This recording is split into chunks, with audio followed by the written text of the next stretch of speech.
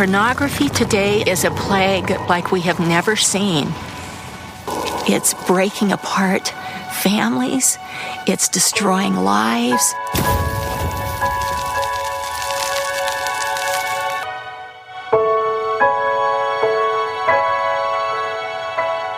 I knew deep within my heart, I've got a problem. I knew something was wrong. It came out at one time that it was an addiction to pornography. And I actually went to my wife to talk to her about it and let her know that I am struggling and I want help. I made up my mind that I was going to do whatever I needed to. Our bishop was a great support to me, but also to Troy. We finally went to a counselor, and everything was laid on the table before me. I was ready to talk, to begin the full disclosure of my addiction in all of its details. It was hard. Everything came out, all of the choices and decisions that he had made that came with his addiction, and I took it very personal. At that particular point in time, I was already on my road to recovery. It put her right at the beginning. The devastation and the pain was at a place where we either had to fix it or I had to walk away. Call me pathetic, call me what you will. My mother says to get a job, but she don't like the one she's got. When masturbation's lost its fun, you're fucking But I live and close my eyes, take me away to paradise. I'm so damn. This is Infants on Thrones, the philosophies of men mingled with humor. We are the core.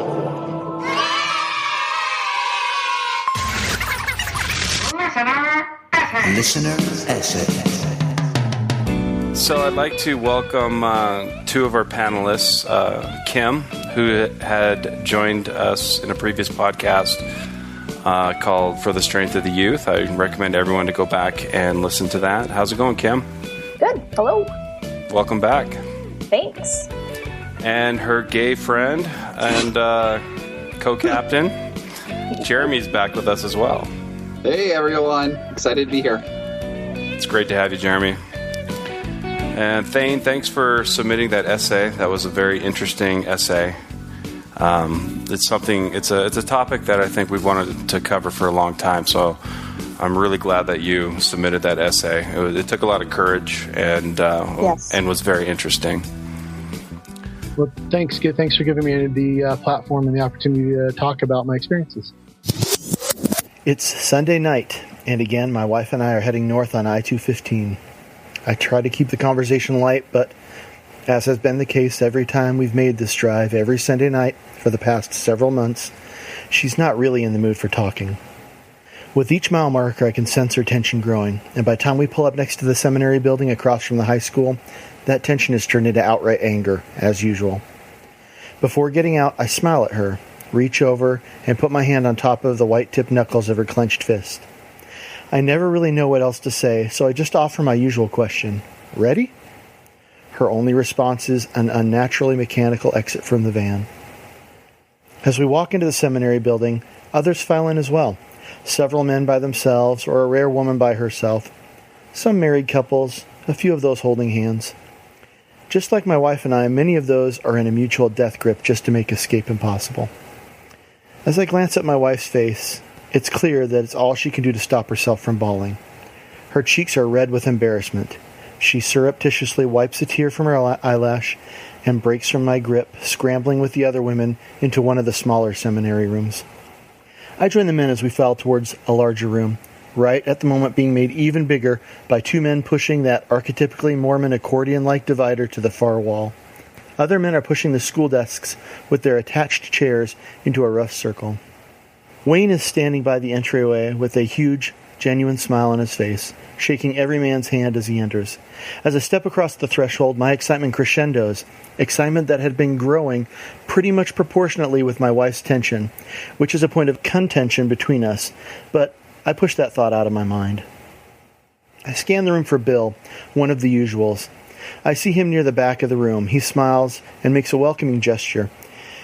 Each week, the room is pretty much 50-50. About half of the men are the usuals, and about half are a rotating cast of men who come once or twice or maybe 3 times at the most, sometimes with a wife and sometimes on their own, and then they're never seen again. Plopping down next to Bill, I reach across my body and grasp his outstretched hand in a well-practiced missionary grip. Bill is still married, but he comes alone.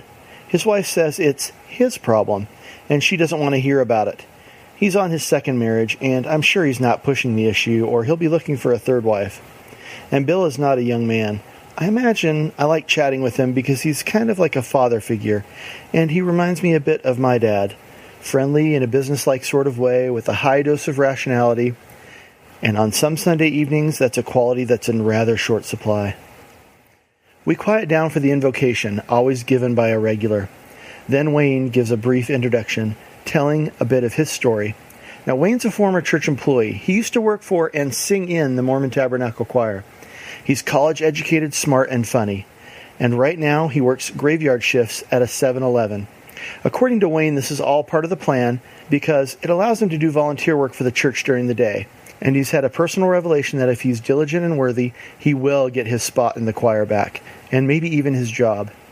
It's 2004, and while Wayne doesn't know it yet, and wouldn't believe it anyway, he's going to die less than a decade later without ever working for or singing in the Mormon Tabernacle Choir again. For a church that preaches forgiveness, there are some black marks that go on a member's records that never go away. Wayne gives a short 10-minute lesson. If it weren't for a few clues, it would sound a lot like a regular Sunday block gospel doctrine lesson, only a bit heavier on the Jesus than you'd normally hear in any Utah ward. Wayne bears his testimony to finish it off. He's an incredible public speaker, and he's completely authentic, the kind of person you trust within a few minutes of meeting. He opens the room up for sharing, which, in the Mormon context, is a lot like testimony meeting with slightly different rules. But in the movies, it's always just like tragic beat poetry, almost like Mike Myers in So I Married an Axe Murderer. I volunteer to share first because I've had an epiphany this week. Hi, my name is Thayne, and I'm an addict. Hi, Thayne, is the refrain, chanted in perfect cadence and unison. I don't say it, but the default assumption here is that I'm addicted to pornography and masturbation. That assumption is true for probably at least 9 out of 10 people in the room, as it is in my case. I've had a good week. No, a great week, which is strange given the circumstances, but yes, I am an addict. I listen to some unusual bands, and one song I was listening to this week, a song by an avant-garde metal band named Arcturus, resonated with me. I'm going to take it out of context in this case, but it applies. The line that hit me and made me laugh and think at the same time was this one. Now, as an aside, I had decided to sing this line because I'd actually been thinking about what I was going to share all week long. And why not? As the me of 2014 would say, fuck it. Our enterprise, a success, as return is no option. Our eyes were removed for our own safety. I looked over at Wayne, and his perpetual warm smile had turned into a delighted grin. I continued. Obviously, I don't want my eyes removed, and that wouldn't fix the problem anyway. But nevertheless, it struck a chord with me. As I've been going through step 4, it seems like forever now, and adding more and more to my inventory. Anyway, this week, my baby daughter, less than a year old, was rushed to the University of Utah hospital with a fracture across her eye socket. Now, several of the guys gasped at this, shocked. I rushed up from work to the hospital. 2 of my brothers-in-law were already there. The doctors told me they didn't know if the blood and swelling below her skull had caused or would cause brain damage. My wife was begging me to give my daughter a priesthood blessing, and it was a good feeling to be able to feel like I was worthy for once to be able to give it. Several of the guys smiled and nodded at me approvingly, almost congratulatory. I continued again. So my brother-in-law anointed her with the oil, and I lay my hands on her and I sealed it on her, and I started my prayer. I got about 2 sentences in, calling on God with the power of the priesthood to heal my daughter, explaining to God why this needed to happen. Then I realized something amazing, something important. There was nothing I could do to save my daughter. I was completely powerless. What happened to her happened, and she was thankfully in the best hospital in the state. And the doctors were doing everything they could. And nothing I could say or do was going to change this situation. I just had to accept it. I was powerless. I had to turn the fate of my daughter over to the Lord, and I was willing to do it. Now, I was openly weeping at this point, and several others were crying too. It still strikes me today, but this was it. The heart-to-heart program adopted by the church as a pilot program because bishops didn't know what to do with what the church was calling sex addicts. And of course, in church parlance, if you watched porn and masturbated more than once, you were an addict. Anyway, the program is based on the Alcoholics Anonymous 12-step program. And I had just hit steps 1, 2, and 3 in one single event. I carried on through the tears. I had worked these steps before, and I thought I understood them, and I thought I was done with them, but I realized that there was so much more to it than just this addiction in my life that I wanted or even demanded control over. I wanted to control everything. And I lie. I lie all the time to keep control. I don't lie to people to get them to do what I want. I lie to people to control their perception of me. More than anything, I want people to never, ever see that I have faults or problems. And then I feel guilty and shameful all the time, ashamed that I'm deceiving people, ashamed that I failed to be perfect, ashamed that I have problems. Essentially, I'm ashamed of my humanity. And in this one moment of honesty, I realize that this control is an illusion. Even if I think I've got it, there are things that happen that are completely out of my control, like this thing that happened with my daughter. And so too my addiction. So I give it up. I give it all to God. I don't care about it anymore. I refuse to be ashamed anymore. I will acknowledge when I've done wrong and I will seek repentance, but I am not going to let this shame and guilt tear me up forever. And I say these things in the name of Jesus Christ. Amen. Amen, was the refrain in reply. And Wayne smiled and said, "Thanks, Thayne." Bill shared next, then others. My sharing was tame by comparison to some. Greg, a tall guy in his 40s, talked for what seemed like forever, every single week, about his constructed memories of being ritually and sexually abused in some kind of a satanic ritual abuse scenario, involving men and women clad in temple robes, yep, Mormon temple robes, made of black cloth instead of white. Only he didn't call them constructed memories because he was 100% absolutely certain and had indeed received a revelation that this really happened to him. When he shared, I had to look down at my desk and never raise my head, afraid that he'd see the look of incredulity in my face. As a lifelong Dungeons & Dragons player, I was familiar with the satanic panic bullshit, including SRA. Scotty, a diminutive and soft-spoken guy in his mid-20s, was always vague.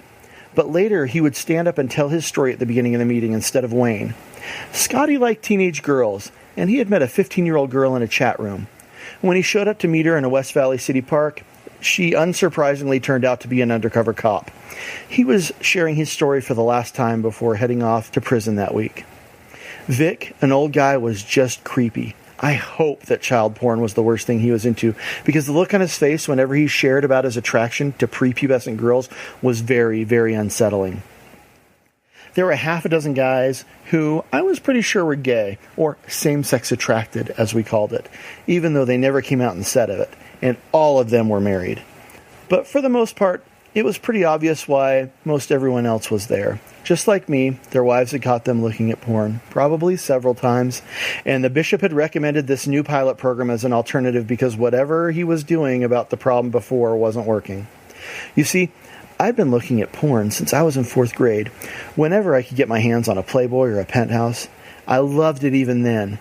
The way it made me feel, the rush inside of me, just the way the girls in the pictures looked, and I knew it was wrong. I never masturbated, even after watching all 90 minutes of a porn VHS cassette the drummer in our band had brought back from New York City when I was 16 years old. My mother had drilled into me never to touch myself. She gave strict instructions on how to wash our scrotums with a bar of soap as quickly as possible and without ever touching our penis. She started so early that I didn't even question it. I just followed along. But at age 18, once I started, I could not stop, except for a few months to get worthy enough to go on a mission. I confessed once during my mission to Norway, the first time after I did it, almost 6 months in. But my mission president, disgusted, asked me if I'd just left the mess in the shower for my companion to clean up.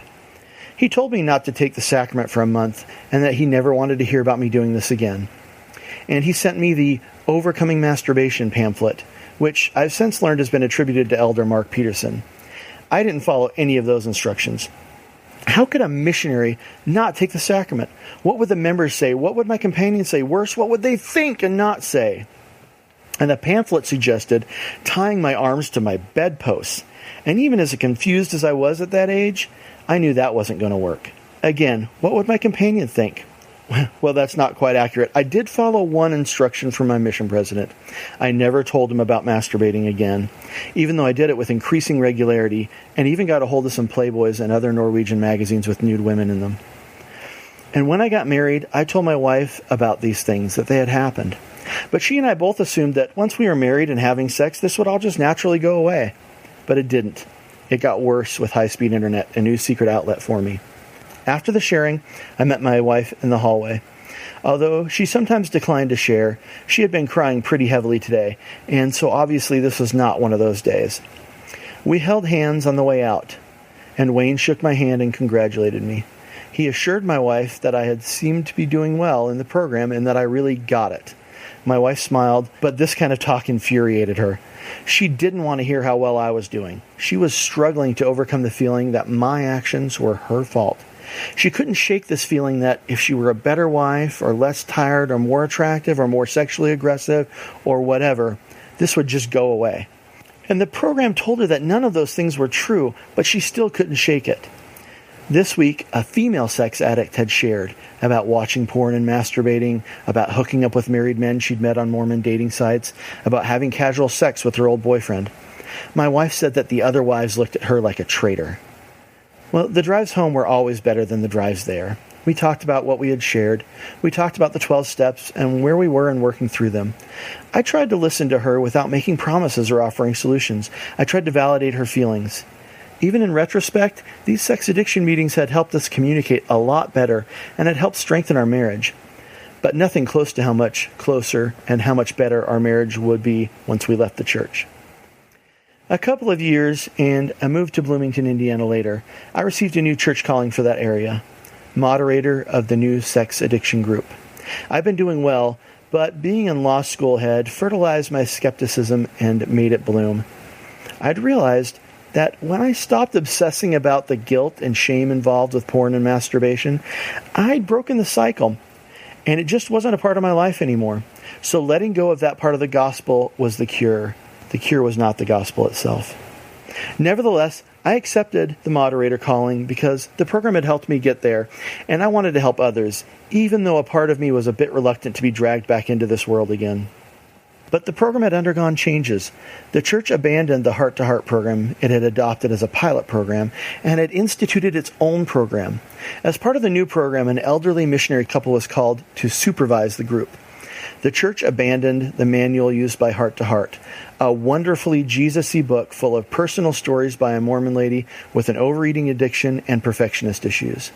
In its place was the new, official, very slimmed-down manual, which read a lot like the Gospel Doctrine Instructor's Manual. In other words, boring, dry narrative, emphasizing obedience and submission to church discipline, with infuriatingly inane questions to be asked to the group for their rote repetition of obvious answers. Still, the program started strong with 10 or so attendees, but within just a few months the numbers dwindled. I couldn't tell if it was the church's watered-down program and mandatory missionary oversight, or if it was my lack of enthusiasm for those changes which caused the dwindling, but I suspect it was a combination of both. After a year, I asked to be released. I told myself and my bishop that I needed to focus on my last couple of semesters of law school, but if I had been honest with myself, I would have realized that I had lost much of my faith in the program and in the bureaucrats at the church office building who had ruined it.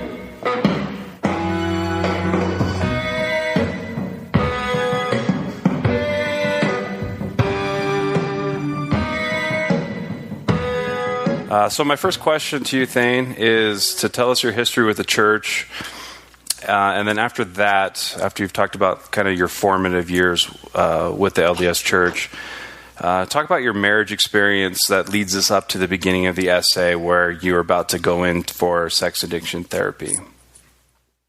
Okay, and super quick clarification. I actually never went into official therapy. It was all just through like 12-step group type programs. But maybe that counts as therapy. I guess I don't know. In my mind, there's a distinction. Can you tell me? Your bishop did not require you, for repentance' sake, to go through therapy. No, we had a really good bishop at the time, a really great guy, and he said he'd heard about this pilot program, this 12-step program, and he recommended that we go give it a try. So okay, so you weren't mandated, but you were recommended to go through it. Right. Yeah, that's right. Okay. So, What year are we talking about? So I think that was about in 2003 was the first time that that was recommended to me. I discussed stuff, these kind of things with bishops before, and most of the time it was like, well, sing a hymn or just try to think of something else or turn it off like a light switch. Just go click. It's a cool little Mormon trick. Just stop, take a cold shower or just something stop. like that. Yeah. Turn it off. Yeah. Like a light switch. Yeah, just turn it off. So that was actually the first time they had actually suggested something that seemed, to me in my mind, that made sense. When he suggested it, I was like, oh, yeah, well, that kind of makes sense to me, getting in a group type setting and, talking about it. And anyway, it made sense to me. Okay, so tell us about your youth. Sure. So, both my parents come from pioneer stock way back when. So I was born in the church, and growing up, I was the oldest of four boys. My parents didn't have a girl until I was, I think almost 12 years old. And so my dad was gone a lot with work, out of town. And my mother seemed, frankly, I think she seemed overwhelmed with these four boys. We were just chaotic. We were very just physically aggressive. And she we never really talked about sex. The first time she offered to have a talk about sex with me was about 2 weeks before I went on a mission. So, at which point I just told her it was too late. I probably already knew everything she was going to tell me. But she did give these like very specific instructions on how to do things that had to do with our genitals and, how to clean them and how to, avoid touching them and things. It never really made sense to me, and I didn't ever really think about it. But I just didn't, up until, we moved to Utah when I was about 14 years old, and I went inactive because we moved to Utah. The church there was so different, and I just couldn't handle going to church in Utah. Wait, so you you moved to Utah from where? From Texas, from Houston, Texas, yeah, okay. Or just outside of Houston, yeah. And in Houston, everybody who was Mormon, we were all friends. We were all close. We were all in scouts together since we were 8, and we really felt like a family type atmosphere. And when we moved to Utah, it was just, I was an outsider. The kids at church were pretty, I guess they teased me. They probably weren't that mean to me. It felt at the time like they were being really mean to me.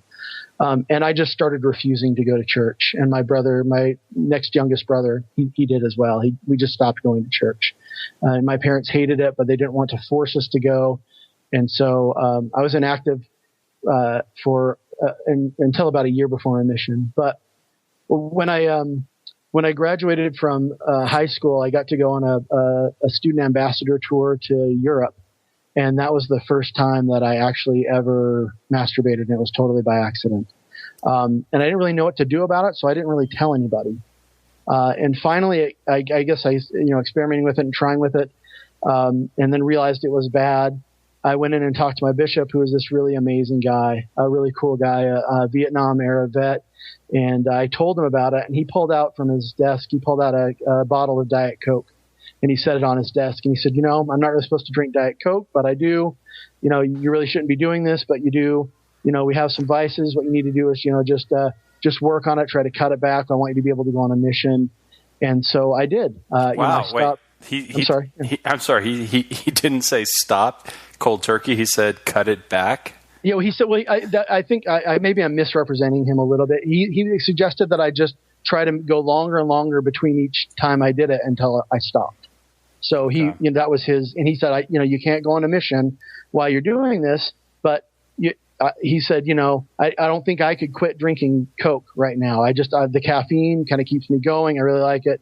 And he's like, I think this is kind of a similar thing. So if you just, try to go farther and farther, pray, read your scriptures, keep your eye on the mission. That's the goal. You need to be able to stop. You need to be able to come in and represent to me that you aren't masturbating anymore. And so I said, okay. And, at that point I'd only been doing it for about, like a year. So it didn't,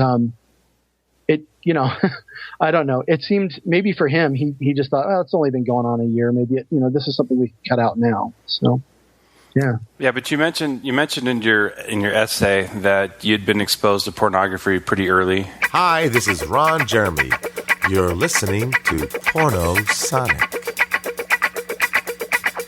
Yeah, I had. Yeah. And because of your mom's incredible lessons on how to wash your penis and your balls, which of course she's an expert at. You didn't masturbate. You watched like a 90-minute porn without masturbating. To me, that blows my mind because porn is the most tedious, boring shit after I've masturbated.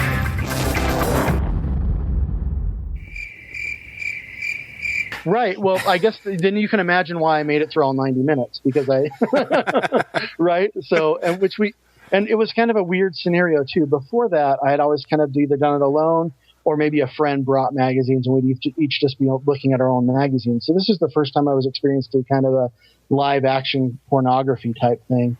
And now that I, think even then and even looking back at it now, it was pretty bizarre that there were 5 of us in this band and we were all just sitting there watching it together. And, the drummer's dad walked through the room. He could care less. He just walked through, looked over and kept walking. This was in Utah, but he was the only non-Mormon in the band. The rest of us were all Mormons. So, yeah, but it was bizarre. Yeah. Like you say. And even then it just didn't, for some reason, I don't know why, but it just never occurred to me, it just didn't, the two never went together. So, yeah. Yeah, the first pornography movie I ever saw was with John Holmes. I don't know if you guys know who John Holmes is. Right. He died of AIDS, but he was legendary for the size of his penis. And I was probably about 14 at the time. It was at my friend's house. And I was just, like, talk about giving yourself, like, issues with the size of your penis. It's a lot to live up to. Yeah. I remember going to the bathroom and then pulling out my penis to pee and going, oh, my God. I didn't know that he was in the top, like 1/10 of 1% of penis size. But anyway, that's a side note. And there's nobody you could even bring it up with, right? Hey, mom and dad, Hey, is my penis normal? Is this average? But you could Google it now because that's a big question that gets Googled. Yeah. Oh, absolutely. Yeah. And that's the other thing back then is that, the internet, this was back in the, I graduated high school in 1990. So this is, pre any internet type stuff going on. So, it was a whole different world. Well, anyway, so like I said, I stopped to be able to go on a mission. My bishop was so proud of me, and I didn't until about 4 months into my mission. And that's when it happened. And interestingly enough, it happened about a month after I started uncovering some things in the scriptures that made me have some serious doubts about the authenticity of the Book of Mormon in general. And my mission president had basically told me, the devil's inside of you. He's trying to get a hold of you. He's trying to stop you from doing the work. You need to work harder.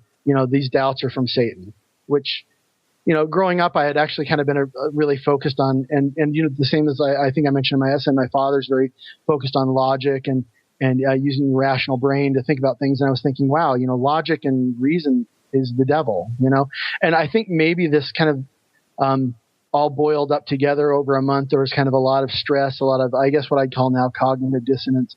I ended up masturbating at the end of that month on my mission. And, the rest is in the essay. But, I got home from my mission. I was still doing it. I wasn't really interested in getting married right away when I got home. I really kind of wanted to figure out what I wanted to do. I had the opportunity to get married to a girl, and we ended up breaking up because she wanted to get married and I didn't. And at about age 25, I met my wife. We dated for about 3 weeks, and then we got engaged. And then, which I had made fun of people for doing before. Before I'd done that, I'd made fun of everybody who did that, but then I did it. And then we got married 2 months later. So you wanted more than masturbation. That's the bottom line. Well, yeah. And before we got married, my wife and I had, we didn't really have sex, but we were beyond the line of what the church would want, as far as what they would call heavy petting and things like that. So, and we realized pretty early on that we were not, neither of us, both of us, I think, and I guess my sense of it is that it's pretty popular to just go into the bishop and say, yeah, we didn't do anything. Everything's fine. Let's get married in the temple. But neither of us were comfortable with that. We both were like, no, we're not obeying the rules. We shouldn't go get married in the temple. So we went in and told our bishop that we wouldn't be getting married in the temple.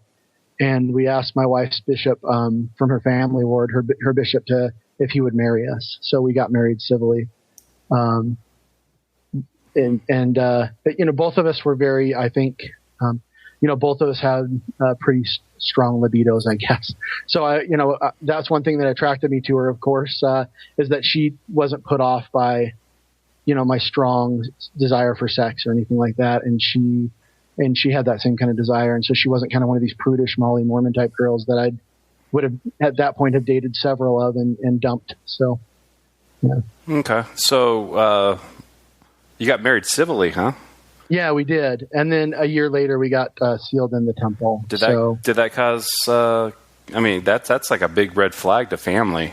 Yeah, see, now that's the thing. And so my parents are super unhappy about it. They suggested, and my mother does not, she swears this is not the case, but my wife and I both agree that my mother doesn't really like her and still probably didn't at the time. And this was that? This was another thing on top of that. This was see, she's kind of a bad influence on him. Look, why would he even consider? So she suggested waiting 6 months. I didn't really discuss the situation with her, of course. But, my family, we don't discuss sex at all. Nothing. Not even anything close to it. That's just not what you do. But in her family, it was actually a good thing. She's the youngest of 6 children. All her 5 older siblings had been married in the temple, and her father was not a member. He's dead now. So this was his only daughter. He got to walk down the aisle. So that was something extremely special and awesome for him. Yeah. So looking back at it, I'm really glad the way we did do it. Even if I was looking back at it from a true believing Mormon type perspective, I think I'd be glad about it because her father was, it was really touching to him that we asked him to do that. And everybody got to be involved in the wedding. My parents were very embarrassed about the wedding. So they only invited 2, but my father only invited 2 of his siblings, his closest 2 brothers. Nobody else got invited. And I had a couple of friends there, and that was really about it. So okay, so you guys get married civilly, then you get sealed a year later, as per the rules of the LDS Incorporated, right? And you go on with your marriage. You have kids. We did. Actually, this kind of led into it. So I think it was a few weeks after we got married, I was watching a movie. I don't even remember which one it was. And I got extremely tempted and I masturbated. I had just both assumed, I think both my wife and I had assumed that, she knew that I had done that stuff in the past. And, and for her, that just wasn't, it seemed like not a big deal. But then she kind of discovered that it had happened.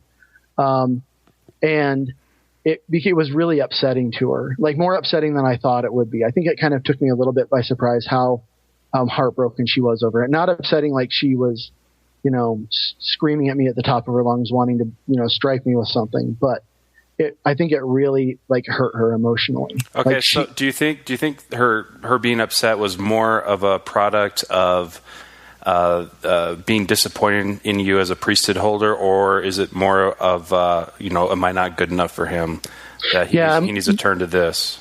More of the second. Like I say, my wife and I, by this point, my doubts had been. So we got married in 1997. My doubts have been going pretty strongly for about 6 years at this point, and I was already kind of a liberalish type Mormon, I guess. But by my standards then, it seemed very liberal. By now, it still seems kind of strict, and my wife was the same. So I don't think it was a priesthood type thing. It was more of we just got married, and he's like looking at other women and being aroused to the point where he's masturbating. And yeah, why isn't he? I mean, if he's really that aroused, why is he not having sex with me?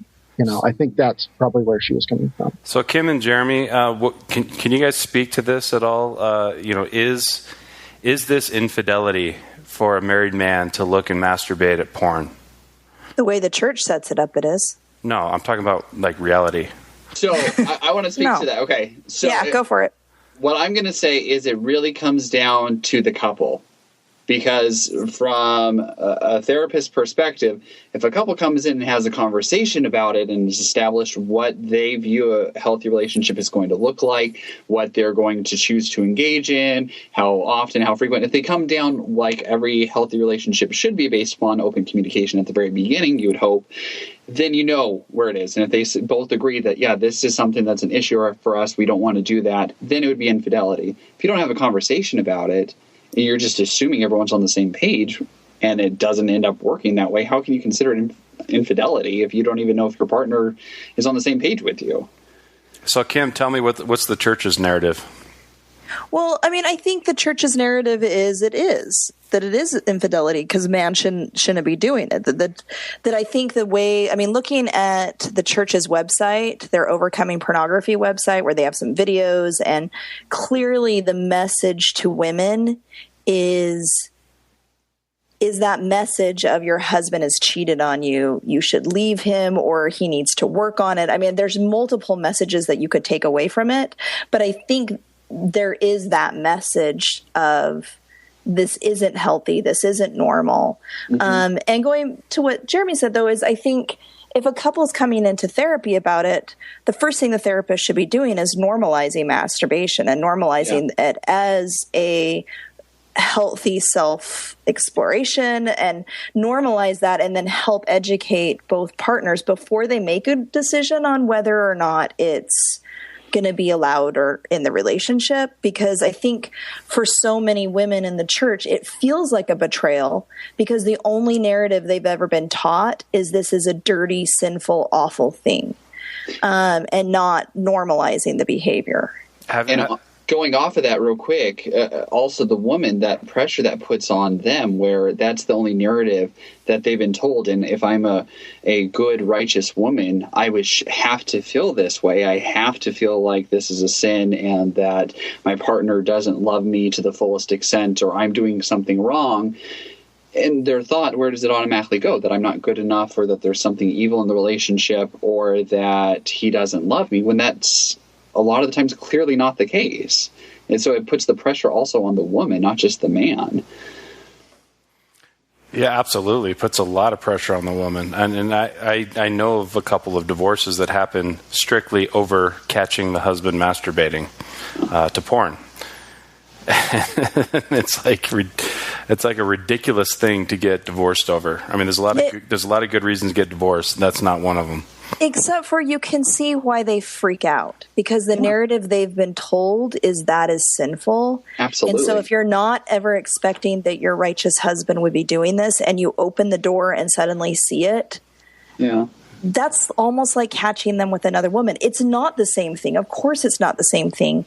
But in their head and with the narrative they've been taught, it is. So it's tough. So Thayne, how closely tied to the Mormon narrative was your wife? I mean, she's returned missionary. Oh, wow, really? Yeah. Which was, which was actually something that was really attractive to me too. I mean, because she was only 2 years younger than me. She was 23. She'd gone on a mission. She's very independent. She's very has strong opinions and strong-willed. That's the kind of woman that I was actually looking for. And so, I mean, the church narrative definitely plays into it. And that I think that played into it as well. But I think also for her, it was just this kind of, I think at a deeper level, it was this emotional hurt that there was this other woman in our relationship, even though it wasn't an actual physical woman that I had ever met, but just that there was another woman that had entered into the relationship, especially just 3 weeks in. And, she said, this can't keep happening. If this keeps happening, then we can't be married, is what she had said at that point, which hurt me at the time, but at the time also, and still now seems pretty reasonable based on where she was coming from at that point. So, wait, so this happens 3 weeks into the marriage? Yeah. Well, it was like 3 weeks or a month or 2 months or something like that into it. Yeah. So really, and she had been working, and and we hadn't seen each other very much over the last couple of days or something, and it just happened. It happened like it did, which, considering the past circumstances for me, that was, I would hardly say that was an unusual thing that happened at that point. All right. So from less than a month into your marriage to the point where you're sitting out in front, going by the bishop's suggestion to get some therapy, what kind of time frame are we looking at here?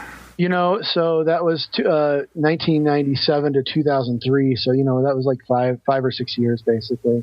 Were you caught a lot during those 5 or 6 years? Rarely, and more towards near the end. And what I think really drove it was, and it's not like, I don't think it was like an everyday thing at all for most of the first part of the marriage. But my wife, when we had our first child, we didn't know what was going on, but she actually had severe postpartum depression, really, really bad.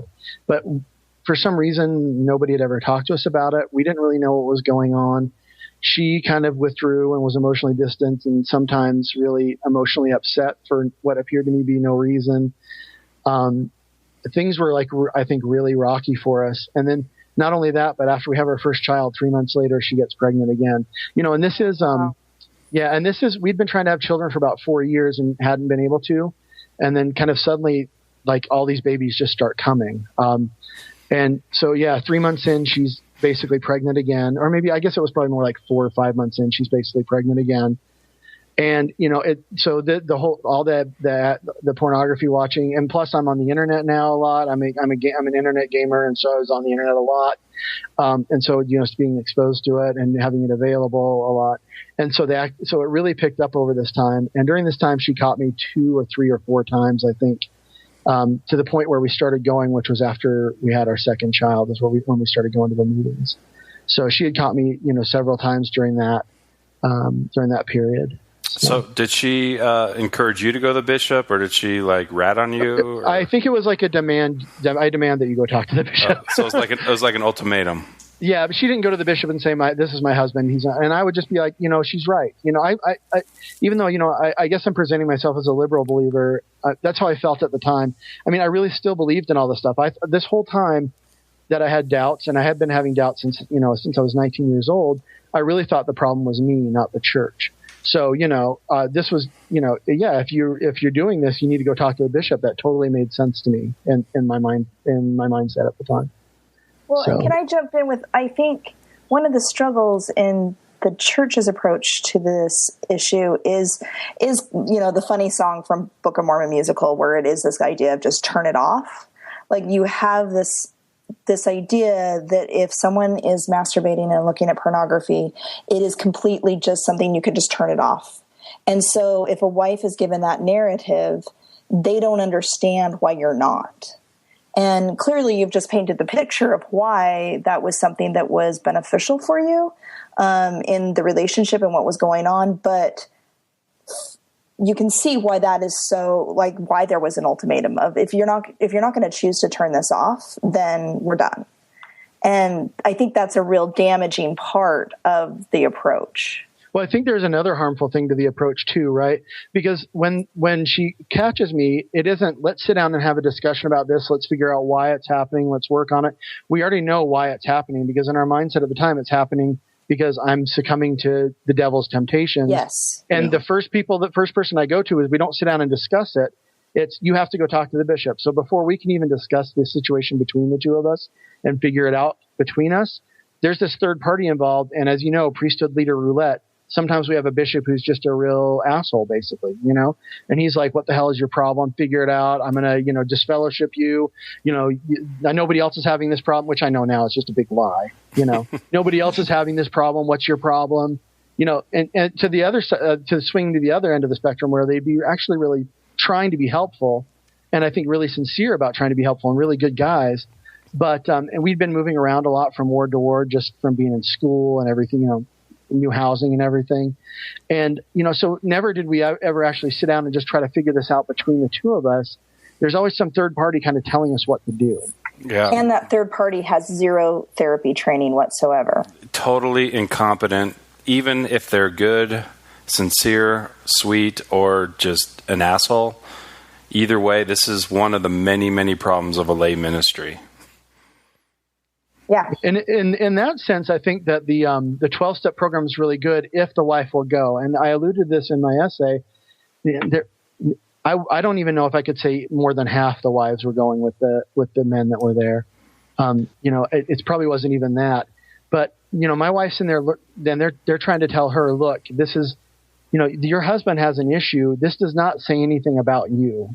I'm pretty sure that, I understand it from talking to her, that was the message. This is not that you are a bad person, you're undesirable, you're horrible, you're a bad wife to a priesthood holder. They would try to kind of help them work through their anger, their feelings, their frustrations, and the own way that they, for some wives, may be enabling the situation of the behaviors or whatever.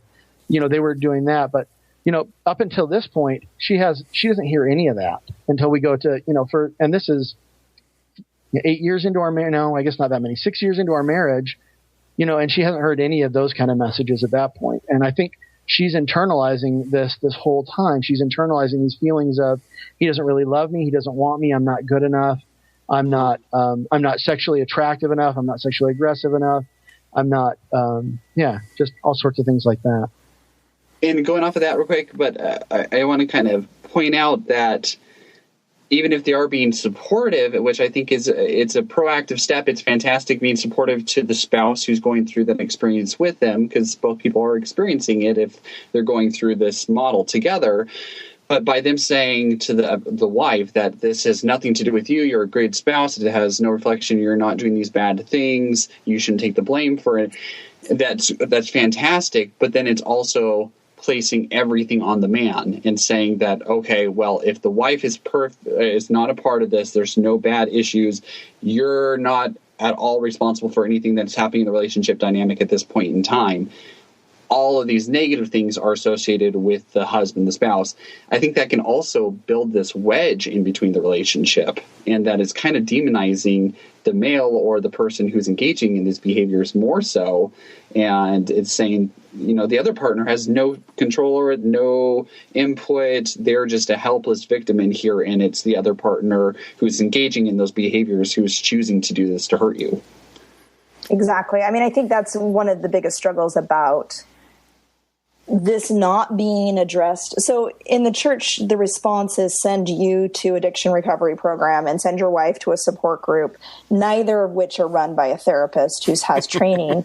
And that would be no ludicrous. Couples therapy. So there's clearly a couples issue if something like this is coming up and one person's unhappy.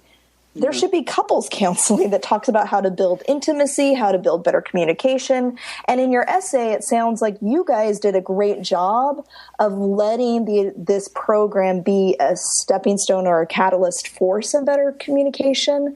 But that's not necessarily happening for everybody. For some people, it is creating this bigger wedge of it's 100% the male's problem. He's not learning how to turn it off. And the woman feels awful about it, yet she also feels totally guiltless, or not guilt. That's not the right word, but like have zero responsibility whatsoever in this intimacy issue. I think that for some of the women there, that may be how they came out of it. And I definitely got the sense of that from talking to some of the guys that's where their wives were at. I think though that they did encourage the women to go through the 12-step program for themselves as well. And which I think is very typical in like Alcoholics Anonymous. If you're with the spouse of an alcoholic, they get you to go through the program so that you kind of realize the things that you also struggle with, and it helps them. I think for my wife, I think she came away from it, and I think the other wives that were able to really engage in it and really believed in it and really went forward in the program, I think they were able to kind of realize, okay, I do have my own problems. I need to not be so harsh in judging him. I also have a lot of issues or a lot of sins or a lot of problems that I'm bringing to the relationship too. And I do need to work on my own self as well. But I don't think on the man's side that was pretty much mandatory how we all saw it. But I think on the women's side, from talking to some of the spouses or some of the husbands there, their spouse I don't think felt like that at all. Often they were like, this is your problem. You go fix it. You go clean it up. Yeah. Yeah. Which is totally unhealthy. So let's talk about the therapy a little bit. This sounded a lot like an AA meeting that I've seen on TV and movies where you're like, my name is Thayne and I'm a porn addict. Hi, Thayne. And so were you branded a porn addict? And what, if you were branded a porn addict, what was that definition based on? So, yeah, definitely. You would say, my name is Thayne and I'm an addict. You could say, you could attach any kind of qualifier you wanted to that, porn or masturbation. Like I said, I don't think any of the gay guys that were there, and I'm sure they were gay even though they never said it, I don't think any of the gay guys there would ever say, and I'm addicted to gay pornography or homosexual. I don't think any of them ever said anything like that. But, I would sometimes say, and I'm a porn addict or something like that. But yeah, and it's an awful lot like the Alcoholics Anonymous type thing that you would see in any kind of movie. And like I say, sometimes, not as cogent, sometimes a lot more messy than you would actually see in a movie. Kind of, just random broken people or, people who believe they're broken,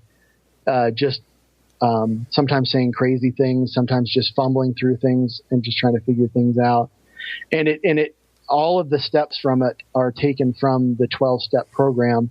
And then they were kind of repurposed by Colleen Harrison, the woman who wrote this book called "And He Did Deliver Me from Bondage." And she kind of repurposed those, and kind of met in a happy medium, I think, as far as I was concerned when I was going through the program, a happy medium between kind of an evangelical Jesus-y type focused approach and the LDS approach, which is, I think, more formal and stilted and stiff and, priesthood chain oriented. So her book, which has since been edited and revised to revise out a lot of these parts, but on her book, she would say, call out directly on Jesus, pray to Jesus to help you. And, it was like, it really was, as I said, it really was wonderfully Jesus-y, and that you kind of develop this relationship with, at the time you're calling this Jesus, and you're developing this relationship, and you're able to kind of offload these burdens and say, look, I'm not perfect, and that's okay, and I need somebody to talk to, and that's Jesus. So, that was kind of how the program worked at that time. Since it's been revised, the book's been revised, I think in a couple of times, they've taken out a lot of those Jesus-y type parts. So I don't think the church was very comfortable with them. So, like, my problem with AA is that they refuse to submit themselves to the scrutiny of empiricism. And they also kind of promote this idea that you're powerless. Mm-hmm. So can you, Jeremy or Kim, speak to that? I mean, what are your thoughts on AA? Well, I'm going to quickly, so I don't have access to the book thing that you guys did with that you said was written by somebody that was coming from an overeating addiction perspective. Right. But and she called it perfectionism as well, overeating perfectionism. So. And actually, I think that approach has some value in it. I would love to look at that manual. But I have the 2005 addiction recovery program that the church has. And I think I just want to read two of the steps that they've reworded. So step 6 is become entirely ready to have God remove all your character weaknesses. And step 7 says humbly ask Heavenly Father to remove your shortcomings. And there's 4 other steps that I feel also, but these in particular totally place responsibility for the issues outside yourself, as well as what happens to your belief in yourself and in God when those shortcomings don't miraculously disappear. I have a huge problem with approaches that place all the responsibility on something beyond yourself, because then, there's not much to work with. Yeah, where do you go from there? Yeah, I looking at all of them, I just thought, what happens then if those character weaknesses don't disappear through prayer? Yeah, Jeremy, when your gayness didn't go away with all the praying? Where'd you go from there? Imagine that your brain is made of tiny boxes, then find the box that's gay and crush it! Okay? No. Where'd you go from there? Out of the closet. But I mean, it's a really good point, and I don't know if we're going to be going into this a little bit later about alternatives, but the whole idea about the 12-step recovery model for sexual endeavors or sexual compulsivity or sexual behaviors, however you want to say it. I mean, I think that's inherently flawed just in and of itself right there, because if we look at the 12-step model, what it's based upon is for, substance abuse recovery. Okay. So the difference between sexual abuse or being a sexual addiction versus a substance abuse issue or substance addiction, they're huge. They're different. If we're looking at, if you're addicted to something, what do? We go through the 12-step model, and then we try to get to a place in our life where we're not able to engage in substance abuse, so we won't drink alcohol for the rest of our life. That's the goal. We want to be sober and restrain from that the rest of our life. However, we're putting people for looking at or having sexual compulsivity issues. No sex for the rest of your life. Exactly. I mean, you can't consider it an addiction, because an addiction you're able to quit and you're able to sustain for the rest of your life. However, are we really wanting people to go through this and say, okay, well, I'm not going to engage in any type of sexual behavior since I'm a sex addict for the rest of my life? That's inherently flawed right there. And it's shame-based. You're setting the person up to fail.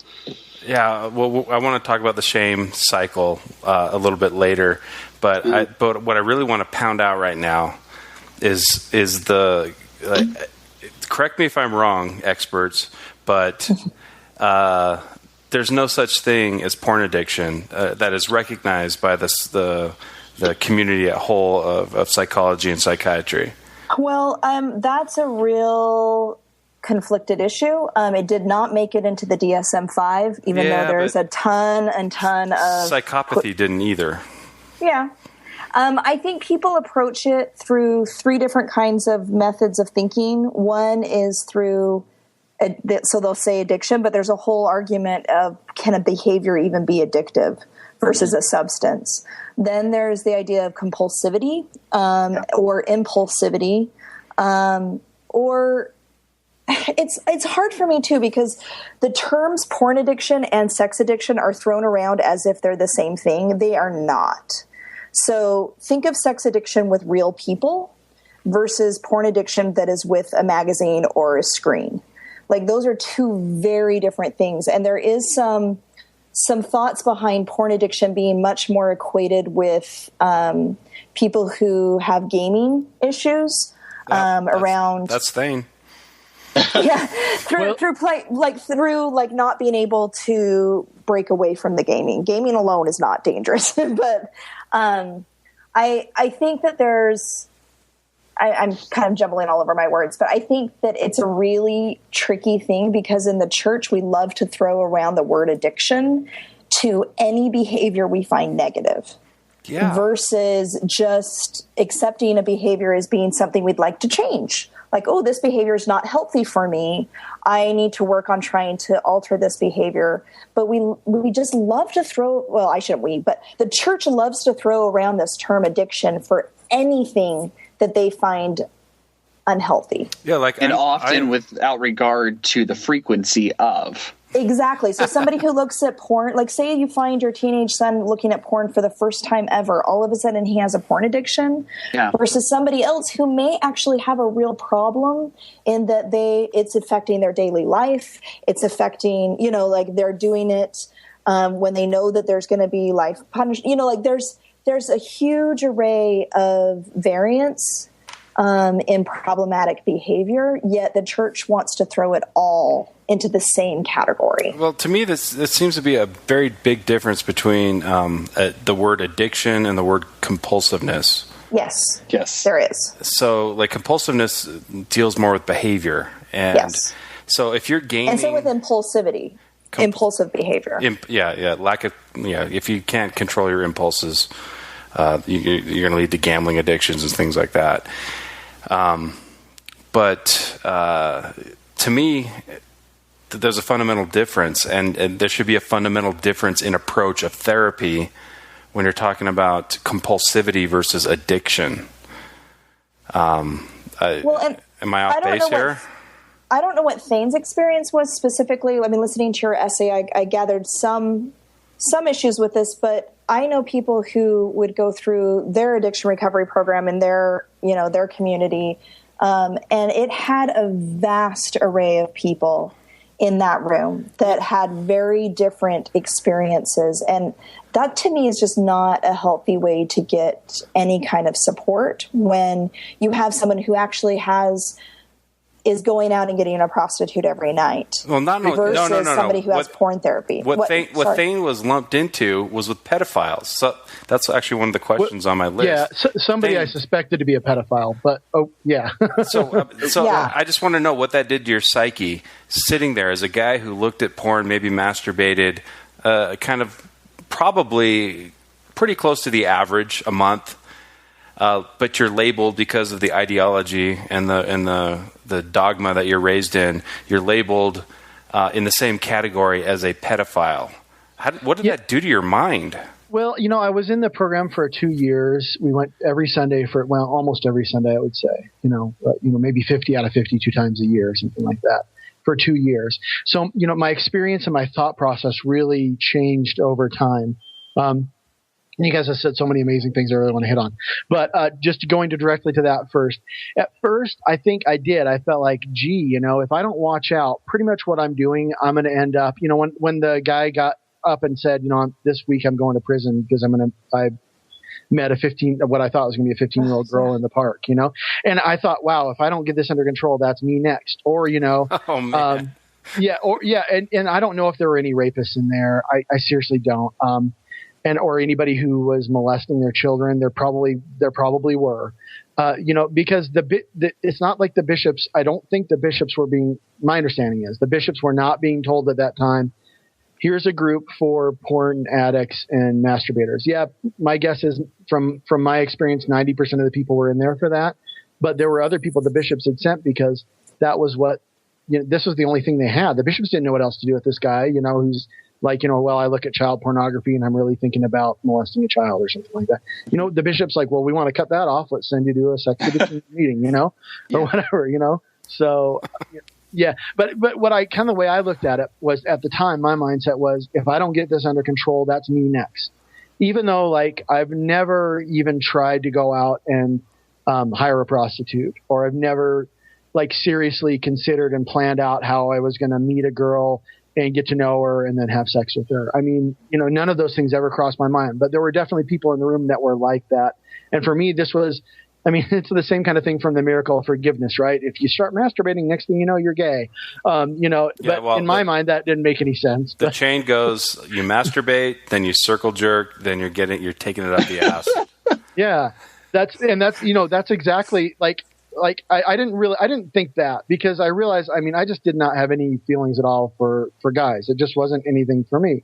But I did think, well, that same principle probably applies here with these other things. I'm masturbating. Maybe I start masturbating to younger and younger girls. Then I'm trying to meet a girl online, and then there's a cop arresting me in West Valley City Park. I don't know. So that's awful. Can I say something? Because I'm working with this, all day long at my job, and for people to be all grouped together and just thrown in this room because someone's labeled them as having a sexual compulsivity or sexual addiction or some type of issue around sexuality, and they're saying, well, this one model is going to work for every single thing.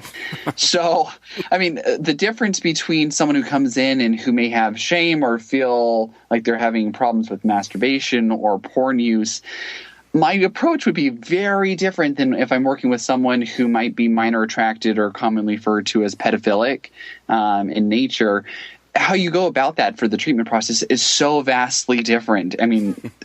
it just astounds me that you're grouping everyone together and expecting positive results, where how you're going to go about the treatment process from any trained clinician would be completely different. And so how are you expected to get positive change from just saying, you're all the same? But I think the thing is that, we're all there in this one month a week, or 1 week a month.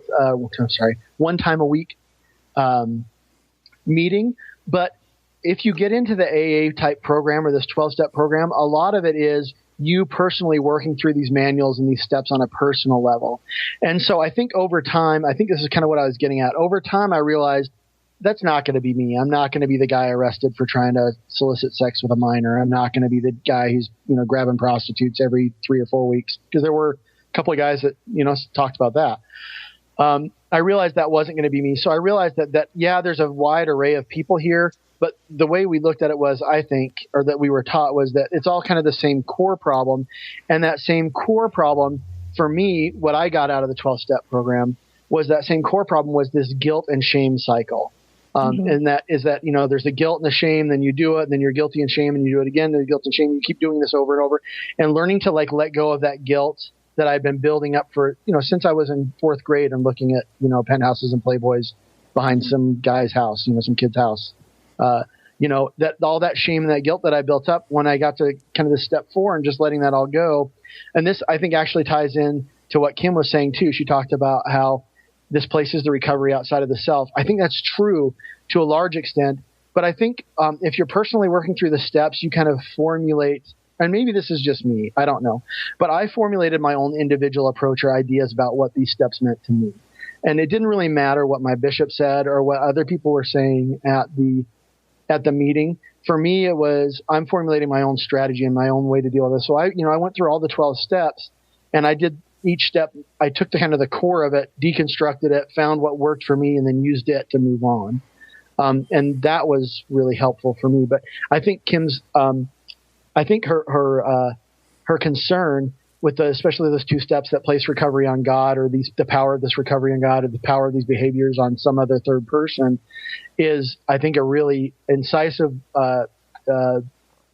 realization, because a lot of the people there were like, well, I don't understand why God's not just taking this away from me. I'm praying, I'm trying to do these right things, and it just keeps happening.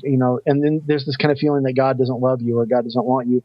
And those were things that I've been dealing with for, at that point, 15 years, because I've been trying to figure out if the church was true, and I would pray and try to figure out all these problems, and I thought the church was true, but God was never talking to me. And I kind of already discarded that idea that God was really actually talking to me. I guess I had become kind of a deist kind of Mormon by this point. Yeah. Your story is someone who had a healthy, kind of realization, but what about the person who doesn't? They still remain tightly bound to the Mormon narrative, right? And you brought cycle. This up about AA too, right? You said AA, the model is fundamentally broken, but I think that you're right in that, because in AA you're never really fixed, right? I mean, one of the points is, how do they count who's sober now? And seems like they can count whoever they want as sober, but in AA you're never really fixed. You're a lifelong addict, and you can never be beyond the power of alcohol or substance abuse or whatever.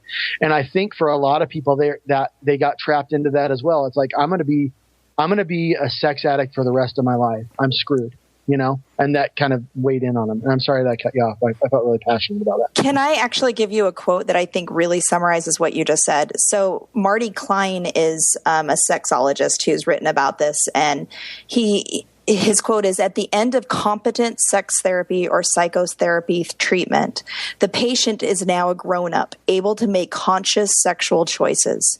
In sex addiction treatment offers a patient the chance to be a recovering sex addict. Which would you rather be?"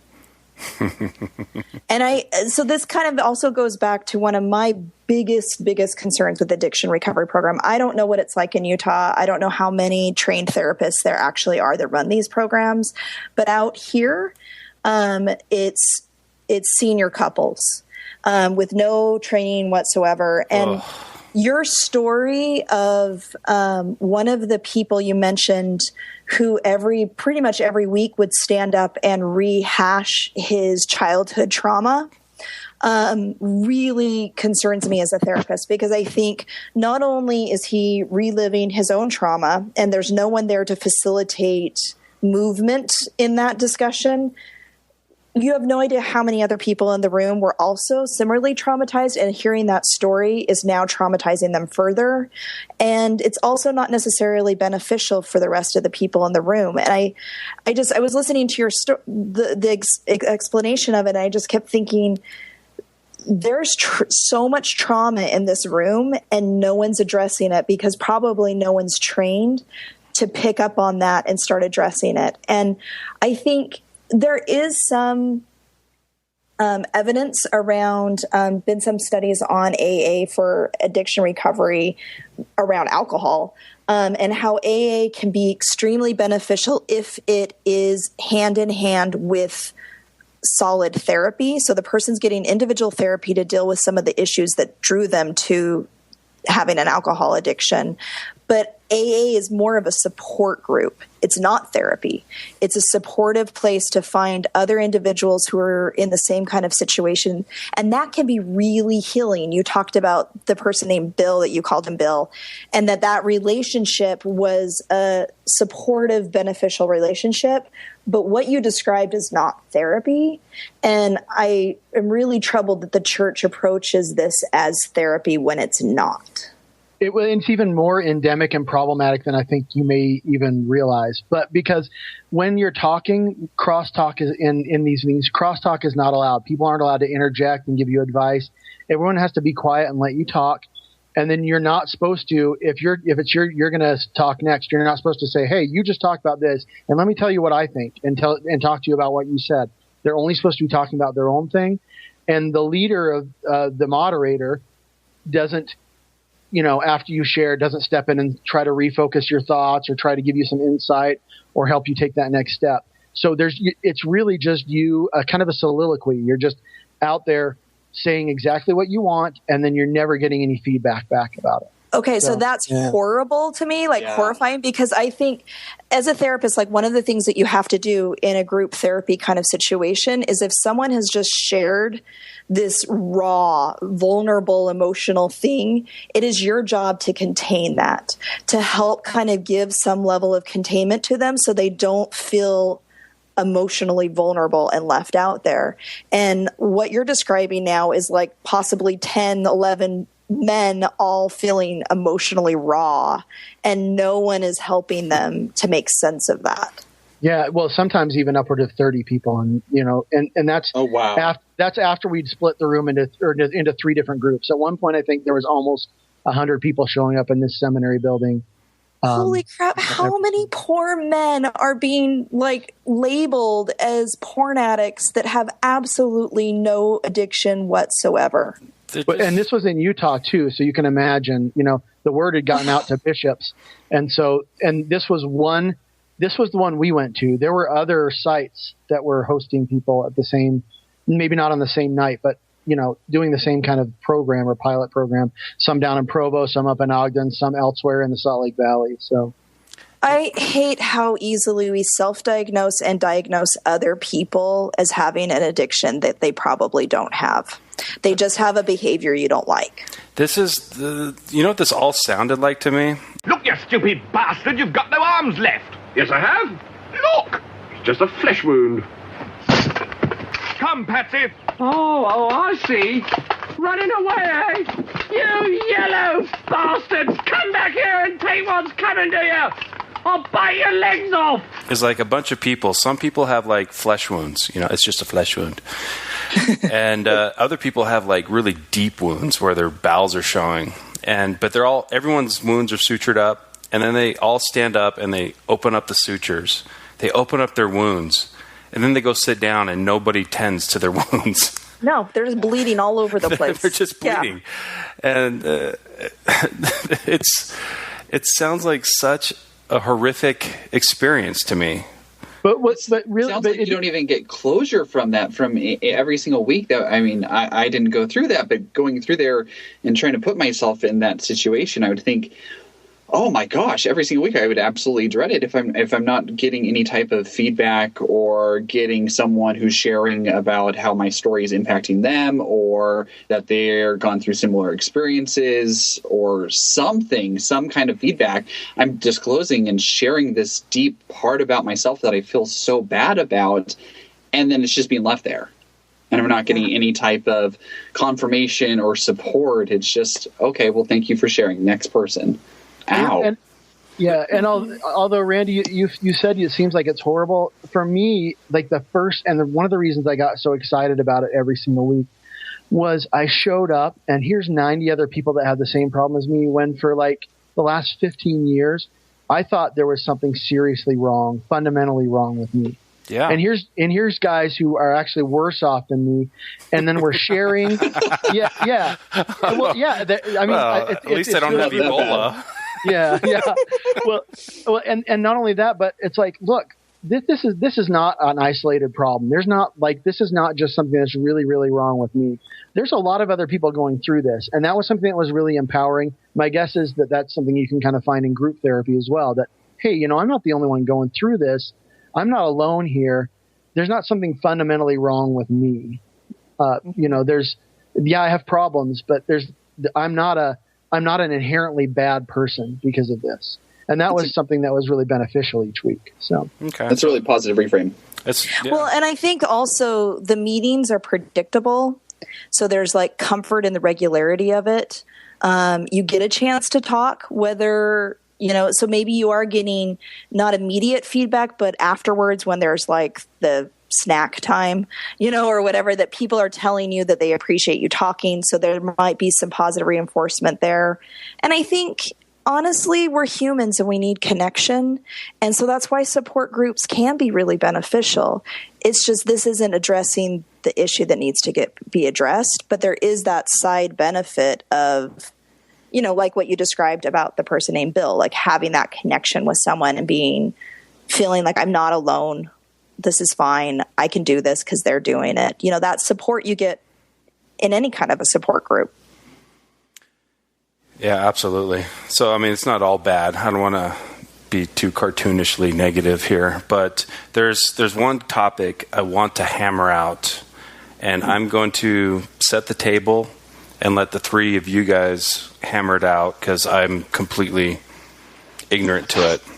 But Thayne, you cut me off earlier, and what I wanted to talk about that you cut me off on was the 12-step program. A couple of steps where you surrender to God, and then God will help you, and then what happens when He doesn't help you. That to me seems like rinse and repeat with the shame cycle. So I would love the three of you to hash out the shame cycle, and I'm just going to shut up. I don't mean to put you on the spot, Kim, but we've talked about this several times before in private conversations, and I mean, we both talk about this fear about, or this experience that a person will take looking at porn for the first time. We've talked about this in our Sunstone presentation, is that a person, we're taught as young kids that pornography is bad, that masturbation is bad, it's from the devil, that's not what God wants. If you do that, that's a serious sin that's that's comparable to murder. And then what happens when we turn 13, 14 years old and start to experience a sex drive for the first time, start experimenting, maybe looking at porn, maybe masturbating? We succumb to that and we engage in those behaviors, and then instantly we're flooded with these negative thoughts. Oh my gosh, I'm a bad person. I have the devil inside of me. I'm this evil thing. And we're taught that the Holy Ghost has left us, that now the Holy Ghost cannot reside within our bodies because we're no longer temples. So if we're already flawed, we're bad, we're shameful individuals, and we can't talk about it with anyone else because everyone else is righteous and no one else is going through this experience because we're not talking about it or normalizing it, what are we going to do? We feel bad, we feel flawed. I'm going to engage in the same behavior because at least at that moment it made me feel good. And if I'm already going to hell, I might as well just keep doing it. What I'm doing is just like murdering someone almost. And then we get deeper and deeper and deeper into it. It's this self-fulfilling prophecy. I do a bad thing and it makes me feel bad, but in the moment I felt good. So I'm going to continue to do it. And it goes farther and farther and farther. until there's nothing left for the individual. Yeah, and I think there's a really interesting article by an author named Queed, and there's some other authors, but that looked at Christian college men who were coming in to get counseling because they self-diagnosed themselves of having a sex addiction because they were just distressed over their masturbation. And so this isn't LDS Church, this is Christian colleges.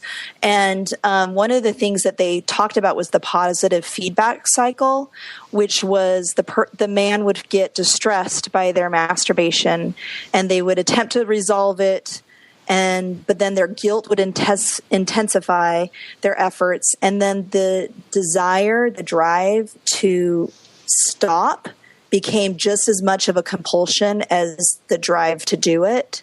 And both the compulsion to stop and the compulsion to do it becomes this weird positive feedback cycle, and the shame and the guilt where it reinforces the behavior instead of eradicates it. And I think it's just this tragedy when it's a behavior that's completely normal and healthy for men. And it's a way to meet their sexual needs. It's a way to meet sexual needs that's not causing pregnancy or any kind of infections. Well, and you got to release the little factories. You've got to release the factories. Yeah, boy, Kate Packer gave you that excuse to do it, even if, not masturbate, of course, but to have a wet dream. I think that the tragedy of all of this is the behavior is a normal behavior. And I think, Thayne, you address this at the end of your essay by saying once you accepted that it wasn't taboo anymore, all of a sudden the problem was gone. And that's kind of, I guess, the same way as saying I kind of just forgave myself, not only for doing it like one time, but for the whole of everything, and just saying that I'm not going to keep beating myself over the head over this. I'm so tired of it. I'm not going to do it anymore. I'm not going to, if when it happens, I'm just going to let it go. And I'm not going to be mad at myself, and I'm not going to be mean to myself. And then, the compulsion to do it went away. And this kind of, I think, ties in a little bit to, maybe tangentially, you talked a little bit earlier about kind of a gaming addiction type thing. My understanding is, and you can tell me if I'm wrong, but that pornography, maybe masturbation too with it, gaming, they all increase dopamine in the brain. And it's kind of an excitement. It's a thrill. It's kind of this exciting, it's dangerous. It kind of increases this idea, this feeling of that there's a danger that, and when I play games, it's the same thing. The bigger of a chance there is to lose, the more exciting the game is. And so even with this, the more risky my secretly looking at pornography and masturbation was, the more exciting it was at the same time. And so at the same time that this behavior is causing me this really high, I guess we can call it a high, afterwards it's causing me an extreme low because I'm feeling super guilty and horrible about what I did. And then almost the only way to pull myself out of that again is to engage in the behavior again, to get that high again, to escape that feeling of low and feeling horrible. And I really did feel like I was like a bad person, and there was something just flawed and something fundamentally horrible about me. And that made me feel guilty all the time. And in addition, the other thing that I guess that added to that was that it was all secret. That there's this big thing. It's a secret. I don't really talk about it with my wife, even though she knows it has happened. We don't talk about it. Every once in a while I may tell a bishop. We don't talk about it among my friends. If my friends ever bring this stuff up, we're always just joking about it. It's not like, where we're, sitting down and saying, so what do you guys think about masturbation or what, something like that, it's, we're just joking about it. And so it's a secret at the same time. And so it's this thing that just compounds in on itself. And then, and then you throw in like everyday and even exceptional life stresses, and that escape becomes even more and more attractive. So then the feeling to engage in it is even more attractive. And once I just kind of let go and said, I'm going to forgive myself, and it's out in the open now. My wife and I have gone through this for a couple of years. We've talked about it on our own now, not just with a bishop. We've talked about it with each other. I shared all my steps in the 12-step recovery with her, so she knew like when in step 4, you make a list of all the things that you still feel guilty about in your life from as far back as you can remember, and you list them all out, and then you let them all go. And that was something that was super helpful and healthy to me. And I shared that whole list with my wife. And now it's like, look, all my secrets of everything that I've ever done are just all on the table. My wife knows about them, and I put them all out here, and she doesn't think any worse of me. Now we're actually closer now, having gone through this. We feel closer, and just letting it all go. So that was something that was really beneficial. And yeah, I think had we been able to go see a counselor at the same time, or even instead of, we may have reached that point. But I mean, that's just not the way it went. I mean, we worked with the tools that we had. So the other thing I guess I wanted to say is that at the same time, this 2003, 2004, 2005 time frame, or even just a little before, the general authorities are starting to get up in priesthood meeting and starting to talk about porn and masturbation, right? And that's like adding even more guilt on top of it, because now the general authorities are saying, hey, you guys can't do this. So not only is my bishop saying it, now this next closest man to God is saying it to me as well. So yeah, in priesthood session, they'll call it self-gratification. Self-abuse. Yeah. Yeah. There were so many different things. Yeah. That they would call it. Yeah. Yeah. Thayne, you just did a really great job though of describing exactly why taboo and secret things can have power. And once they no longer are taboo and secret, those extreme highs and extreme lows just dissipate. And so then the behavior is just the behavior. And whether you choose or not to participate in it will depend on you and what's going on in your life and whether it's a coping or not. But that taboo and that taboo power of it is gone. Yeah. So like there was a podcast, I think it was on Mormon Stories. It was a couple that they were very musically inclined. I cannot remember their names. I think I'm Facebook friends with one of them, but I can't remember their names. Yeah, they were in the Mormon Tabernacle Choir, and one of them played violin or something like that. Exactly, and one of them was employed by the church as a therapist, right? And okay, well, whether or not that's true, the story I remember was that they were taught to have their Mormon patients who had just like Thayne, porn, masturbation addiction, to do like a mental exercise. Sit down. Now imagine you're on the computer. Now imagine you're watching porn. And now imagine you're masturbating. Now imagine your wife and daughters are standing behind you. Yeah. Yeah. And that was that was their therapy. And I can tell you that like there's two things in my life that I can speak to this. Number one is when I was a married believer, I probably masturbated 6-7 times a month. And it was exciting. Like I would be excited when I come home and my wife wasn't home, because then I could just do this forbidden fruit thing. And now that my wife doesn't give a shit if I masturbate, like if I was masturbating and she walked in, she'd probably either laugh or join in. And I masturbate maybe once a month. It's like the whole thrill is gone. The thrill is gone.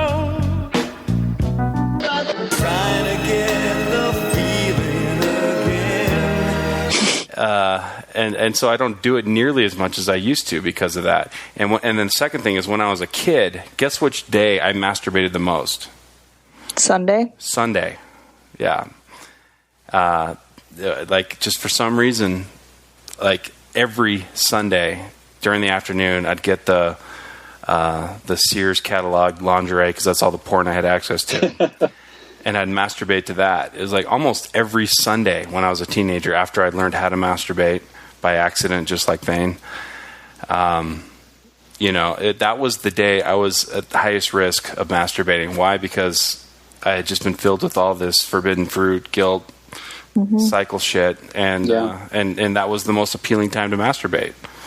And something else you hit on there, it goes back to something else we talked about, and the difference between substance abuse and this too is that the things that trigger you as a quote unquote sex addict can be anything. Like you say, it can be like a lingerie catalog. For me, it could be like seeing somebody in a swimsuit, or even just a really pretty girl with like a lot of cleavage exposed, and that would kind of trigger that same kind of cycle or whatever at the same time. Whereas with drugs and alcohol, I mean, you actually have to ingest something into your body, that's for that to happen.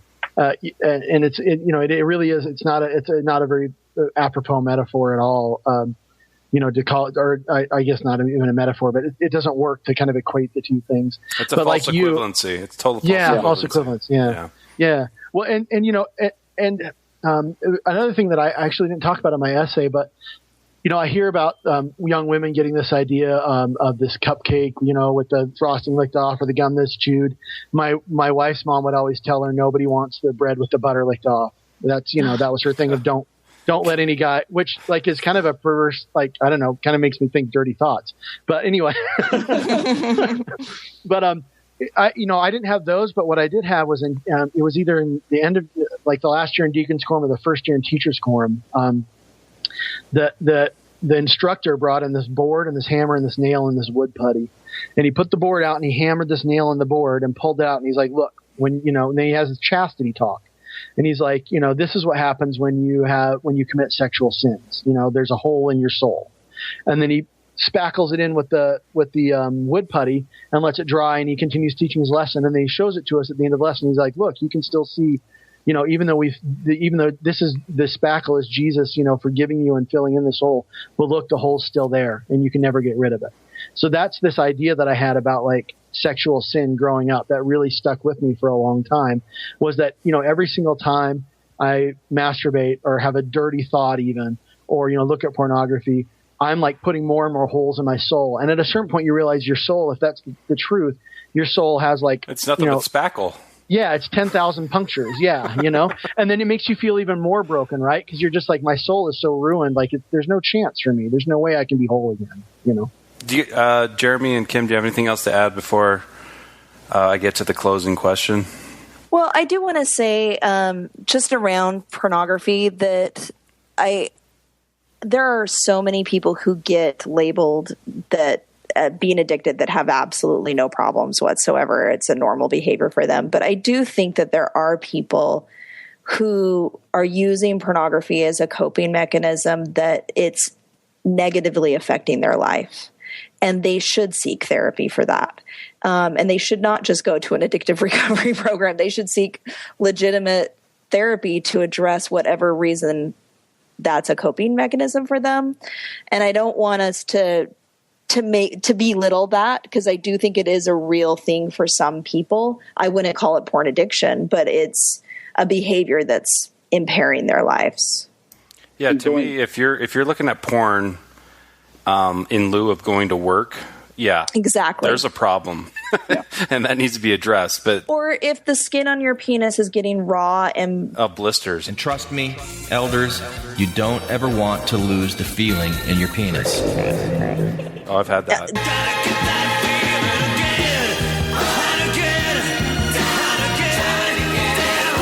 I've had that. Because of too much masturbation, then there's probably some issues that you need to talk to a therapist about.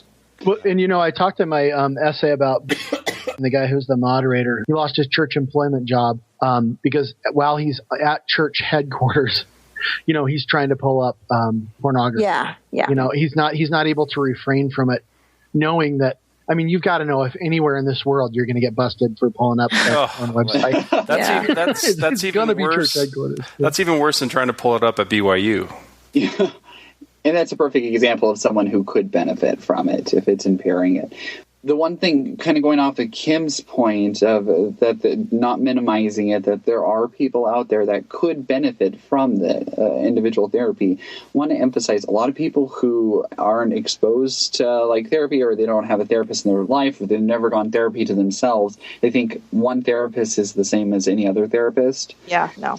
And that's so far from the truth, that every single person, just like in our everyday lives, we all have our own agendas, we all have our own belief systems, and no matter how hard we try as therapists or clinicians, or however you want to put it, whoever you're seeking, we can't always let that always go. I mean, we bring it to our therapy sessions and we strive to do the best for our clients. But if you're going into an individual, and not to bash LDS Family Services, if you're going to therapy to them, there are some fantastic therapists there.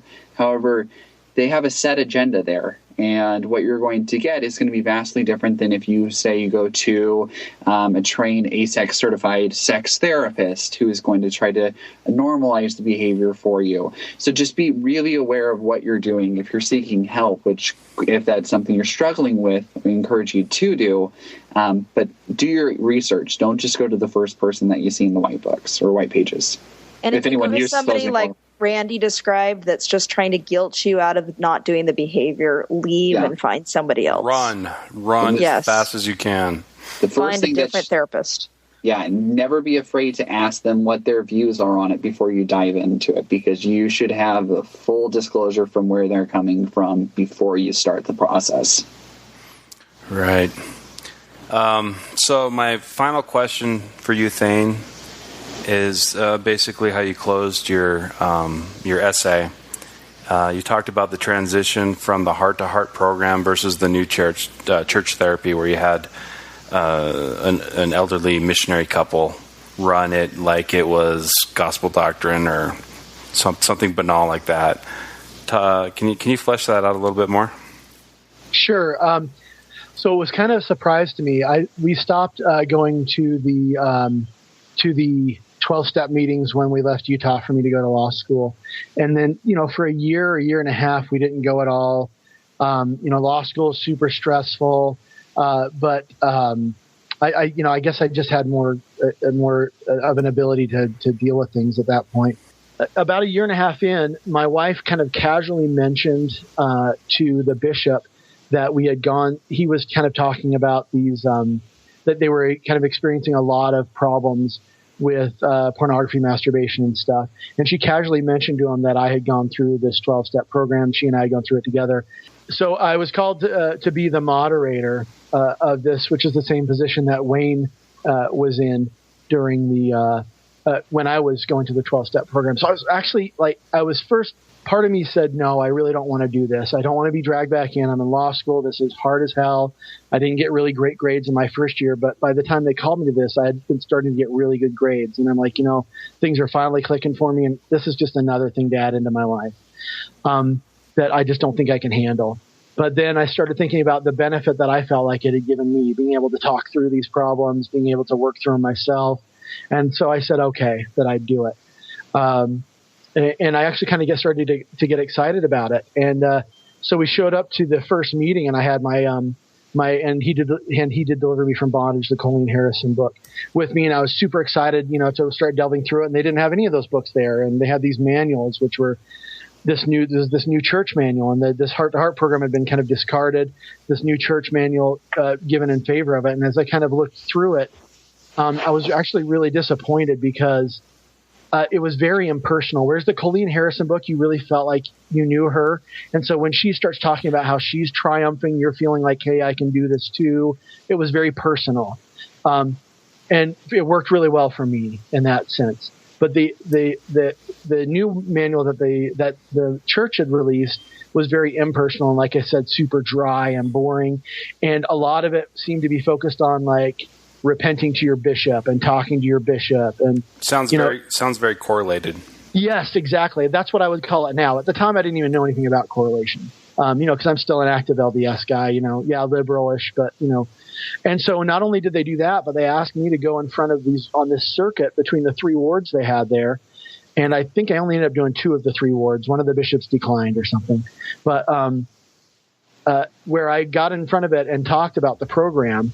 And I went. The way I focused my talk was on the first 3 steps in the program, because I really felt like they were the most important at that time. Now I probably focus more on that 4th step, where I accumulated all of these experiences and let them all go and forgave myself. But at the time, the first 3 steps really, realizing that you had a problem and believing that Jesus could take the problem from you, or God could take the problem from you, and then allowing Him to help you. So I gave talks on that. And so at first, I was like, okay, we're going to deal with this. And we went through this. I still was using to prepare to be a moderator each Sunday evening. I was still using my Colleen Harrison book to kind of prepare, but then I would kind of interject pieces of it into this church's manual. But having this, it was a bizarre thing, because having this elderly missionary couple there, which I point blank asked, I said, have either one of you ever had what you would call a sex addiction problem, or, you know, a sex problem or a pornography problem, anything like that. And they were both like, no. You know, they were kind of a farm couple from, I don't know, Idaho or, you know, I don't know, somewhere. They were just, you know, they were just like farmers, you know? Yeah. And so they were on this mission, but, you know, and they were sweet. They were especially the lady, the sister was super sweet, but super sweet, but completely incompetent. Yeah, completely, not only incompetent, but just completely oblivious, right? Which is, I think, maybe worse than incompetent, because I really don't think she understood anything what we were talking about. I really don't think she got it at all. So she let me kind of run the thing, and she was very grateful for me. The guy seemed like, I think he was older than her, and he was starting to, he wasn't as interactive. He may, you know, maybe some senility or something was starting to set in with him. But there was kind of a chilling presence having this older couple there who really had nothing to do with anything. Whereas when I went to the 12-step program, I mean, you know, Wayne's up there, who's the moderator. He's leading the whole thing. He knows exactly where I'm coming from. And these other people in the program, everybody in the room, we're all, you know, one of the reasons that I knew that my confidentiality was going to be maintained is because everybody in the room had at least my problem or worse, you know? And so it was this thing where I could go and I felt completely secure in saying stuff and not worrying about it. And here there's kind of a chilling effect of having this older missionary couple show up, which, as far as I understand, is still the same practice that they've got going. I was just going to say how it's advertised in my husband's ward. So we're out on the East Coast, is come anyone who has a behavior they want to work on. So I've specifically heard of people going who have smoking issues, people who have anger issues, people who have porn issues are all lumped into the same group with a senior couple who runs it. No therapist, nothing. This is horrifying. This is absolutely horrifying. It's so horrifying. But here's the thing, and that's how that I was told too. This is what's going to happen. You may get people in here who may not have these same things. It may be something else: smoking, alcohol, drugs, whatever. And so what ended up happening was everything became super generic.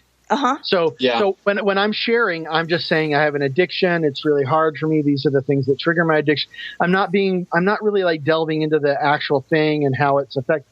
And everybody's being very, very generic and general and broad, and it's just not very helpful, I don't think. At least it didn't seem so to me. Yeah. Well, and anger issues and smoking issues and porn issues are all very different topics. Well, you treat them all the same in therapy, so it's okay.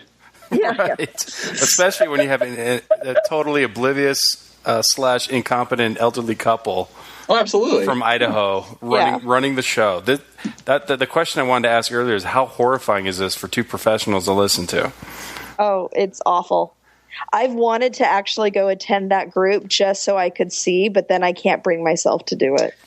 I think that if I, as a clinician, and I'll speak for myself, if I advertised in the community having a group, I'm sure I would probably be brought in front of the ethics board within a matter of a month.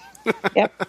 And maybe lose my license. It's a huge deal. Yeah. Yeah. Jeremy and I talked about this before when we were kind of talking about coming onto this podcast, is if more than likely there's not an actual therapist in the room. If there is a therapist in the room, there's some significant ethical concerns we have for that therapist.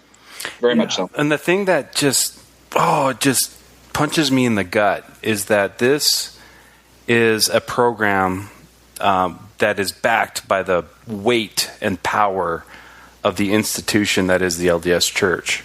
And these people think that they're going for real therapy, and they're not. And it's like sending a cancer patient into a homeopathic practitioner, for lack of a better term. They're not going to get the treatment that they need to make their lives functional. But I really think it's a Band-Aid solution for the church. A Band-Aid on a gunshot wound. Yeah. Well, because the bishops don't know what to do with these people, and some of them they're sending to counseling, and some of them they're not. Some of the bishops are cool, and they're like, "We'll pay for the counseling. Just go. We want you to get help." You know. But some of the bishops aren't. That's just this the way it goes. And so this is one place where they all know they can send people, and then they don't have to deal with it anymore. If you're a bishop and you've got like 15, 20, 25 guys in your ward coming to you to talk to you about this, I mean, you don't. I think you're just probably trying to look for help, somebody to offload or at least share the burden of the problem with. And this, I think, gives them something where they can refer people to it, and then some of the pressure's off them. Well, you haven't alleviated my horror. All you've done is explain how the horror comes to pass. No, I wasn't trying to alleviate your horror. Well, and I think the problem with these groups too is this idea. So these are again the words of Marty Klein, but he says it provides pseudoscientific support for the intuitive belief that sex is dangerous. And I feel like this addiction recovery program just helps to reinforce the ideas that sex is shameful, that sex negative attitudes are the way that we need to approach any sexual activity or belief. And it's just all wrapped up in the shame and danger. And yeah, that's it. Nothing. Period.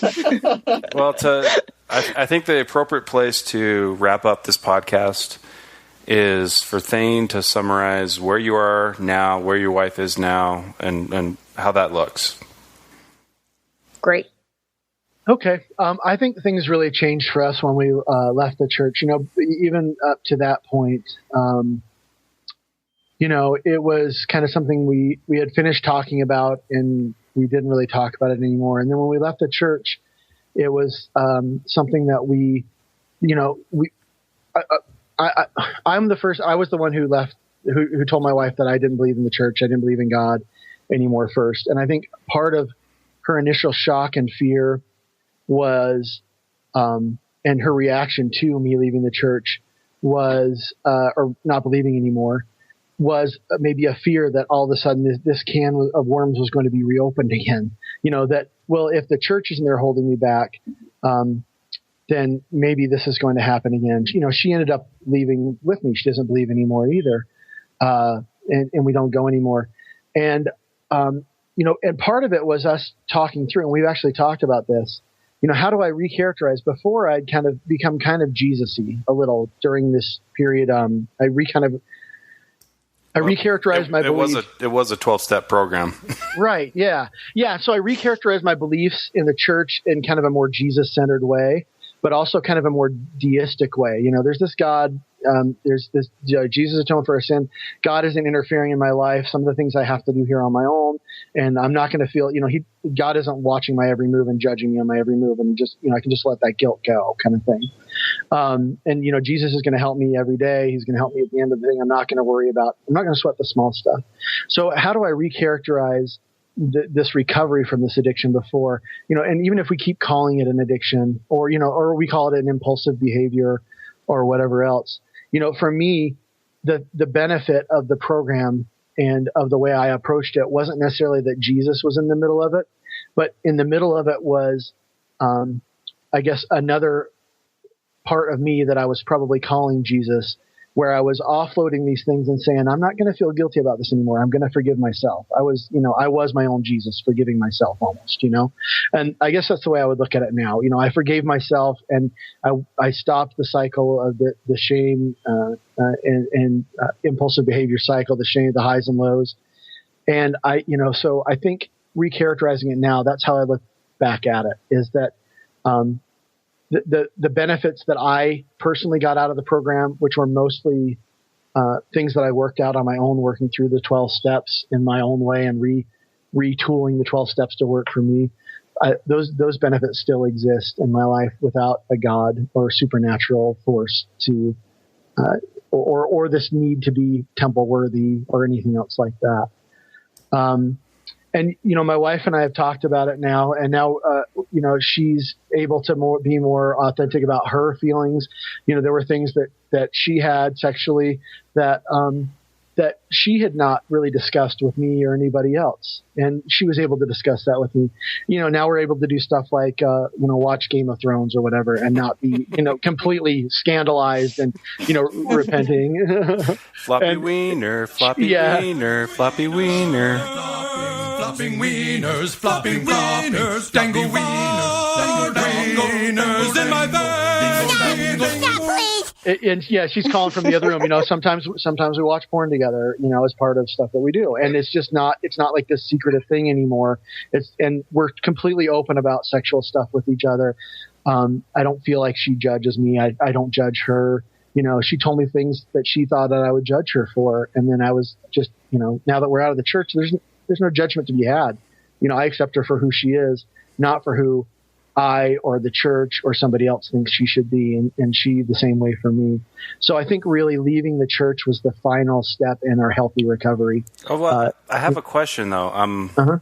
When you decided you didn't believe anymore, I mean, was how long of a step was that for her to leave the church? Was that hard? The big reveal? Yeah, it was actually. So for the first 3 days, it was horrible.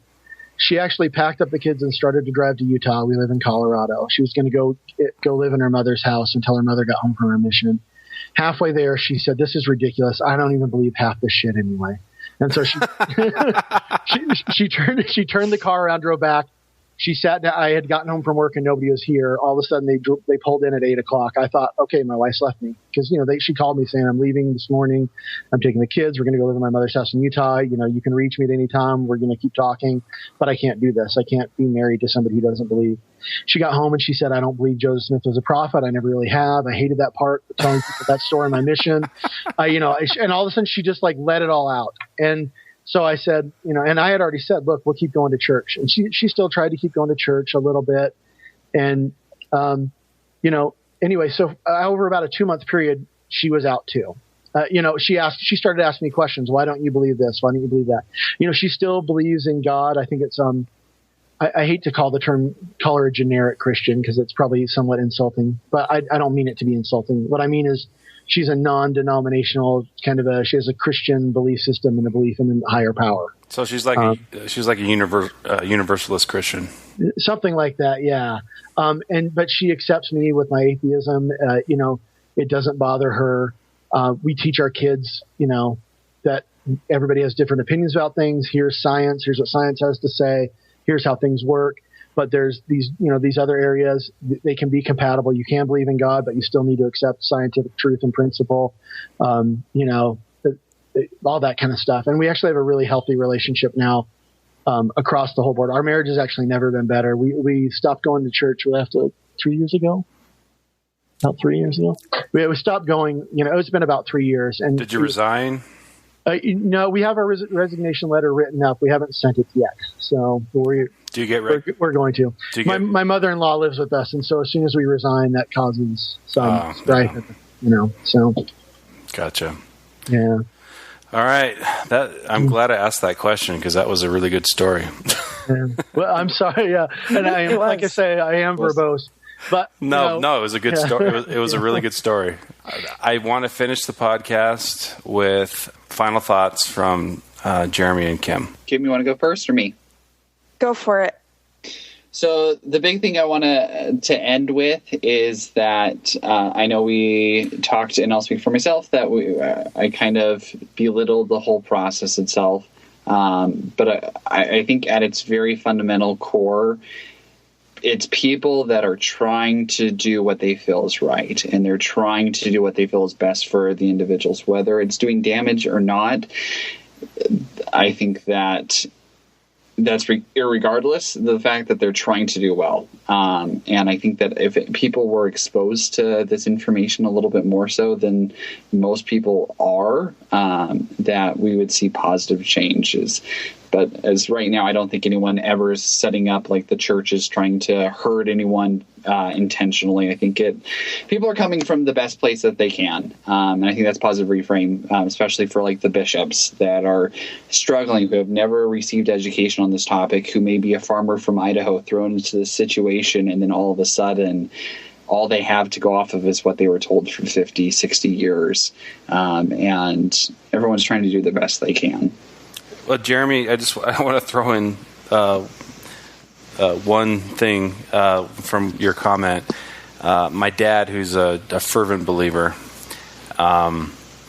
one of his pearls of wisdom for me growing up was, Randy, one of the most important things in life is knowing when you don't know. Yeah. And right now, the church doesn't know that they don't know. And that's the problem. Yeah. Yeah. So, very Kim? much so. So, Kim?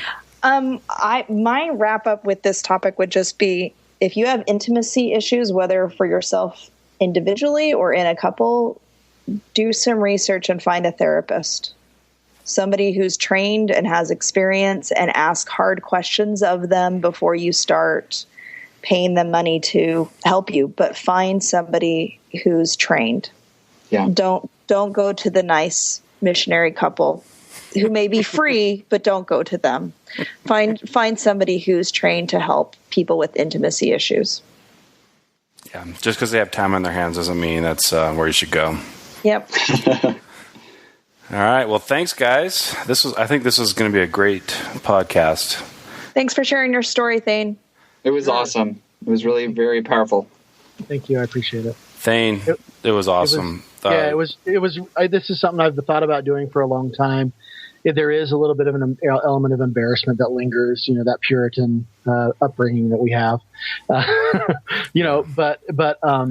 it felt good to kind of write it out. And also I kind of told it in a story-like format because I really wanted people to get a sense for what it would be like to just walk into one of these meetings and what kind of people are going to be there and what they would hear and all that kind of stuff. So, absolutely.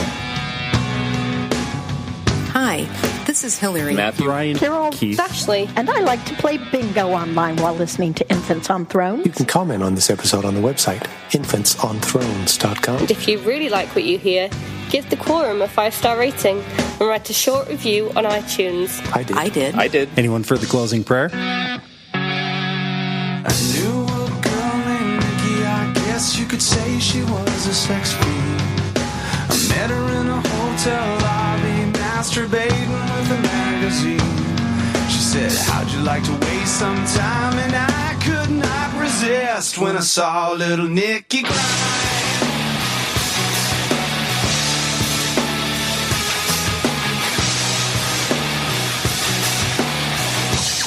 So today, remember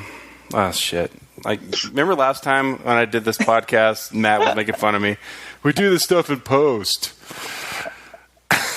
Yes, I do remember that. The number you have dialed has been changed. The new number is... All right, so I've been thinking a lot about the scenario that we brought up in the podcast about a wife walking in on her husband masturbating. And I don't remember exactly what I said, but I worry that I didn't make the nuance very clear.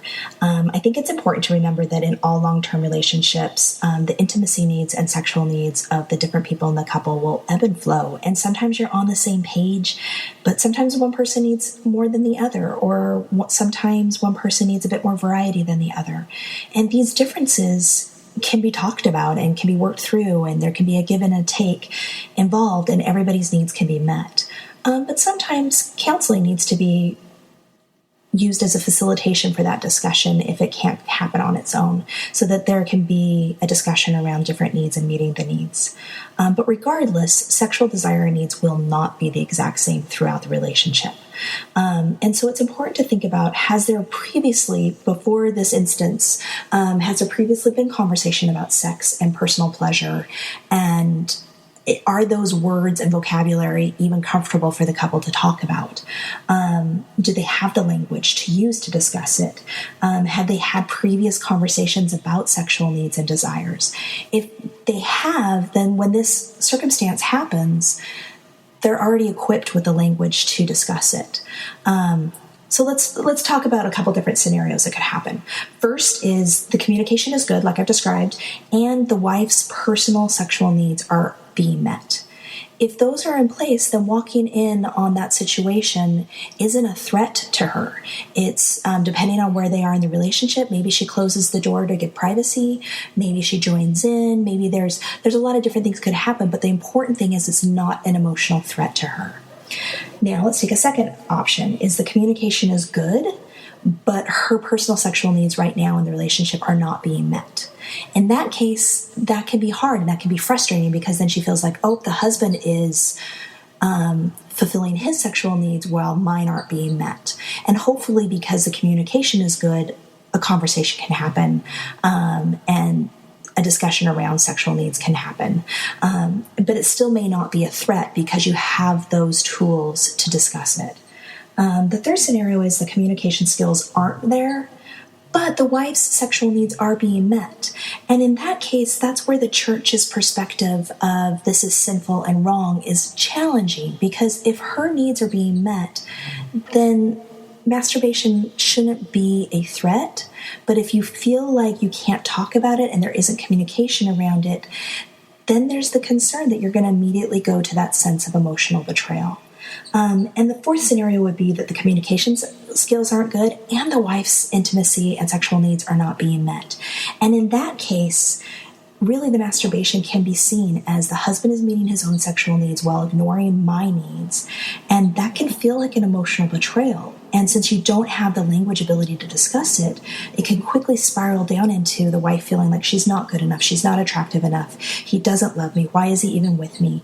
And that emotional betrayal is a god-awful feeling. And sadly, I think the church sets women up to immediately go to that sense of emotional betrayal regardless of where their current relationship is, because there isn't a framework to talk about. How do you talk to your husband about this? How do you talk about these challenges and differences? I think the video that we were looking at, I really appreciated Thayne's catching the confusion the church has in that video of combining sexual arousal and love is the same thing. And they are very different, and they're not mutually dependent or exclusive. You can be completely in love with your wife while still being attracted to somebody else. I think in the church, women are given a framework, and not all women accept this framework, but women are given the framework that their self-worth is defined from outside of themselves. So you're pretty and wonderful because your husband tells you you are pretty and wonderful. Or you are an amazing woman because you have great kids, an organized house, and you're a kind, happy person, which means you're just amazing. That kind of insecurity, I feel like this video kind of preys on that insecurity, in that this idea that porn is out there and it is out there to destroy your family. It's creeping into the houses in darkness. And you may think you have a safe home and a loving husband and a good family. You may think that you have the Mormon ideal life, but at any moment, porn can creep into your life and steal it all away. And when it does, it's not your fault, yet it is your responsibility to fix it, because you are the fixer in the family. And your husband may pray in the video. He prays that your feelings will be healed and that you won't feel so sad. At the same time, though, it's you that will read your scriptures, and you will organize the therapy sessions, and you will go to the bishop, and you will fix this, because you are the superwoman, and that's how you will find your worth again. And you can feel worthy again once your Mormon family is whole and back together again. And I think that's really destructive. To have the sense of worth defined so clearly outside yourself. And when this problem happens, it's not a communication between you. It's you need to go ahead and fix this. Woman! Whoa, man! Whoa, man! She was a thief, you gotta believe. She stole my heart and my cat. Betty, Judy, Josie, and those hot pussy cats. They make me horny, Saturday morning. Girls of cartoons won't leave me in ruins. I want to be Betty's Barney. Hey, Jane, get me off this crazy thing called love.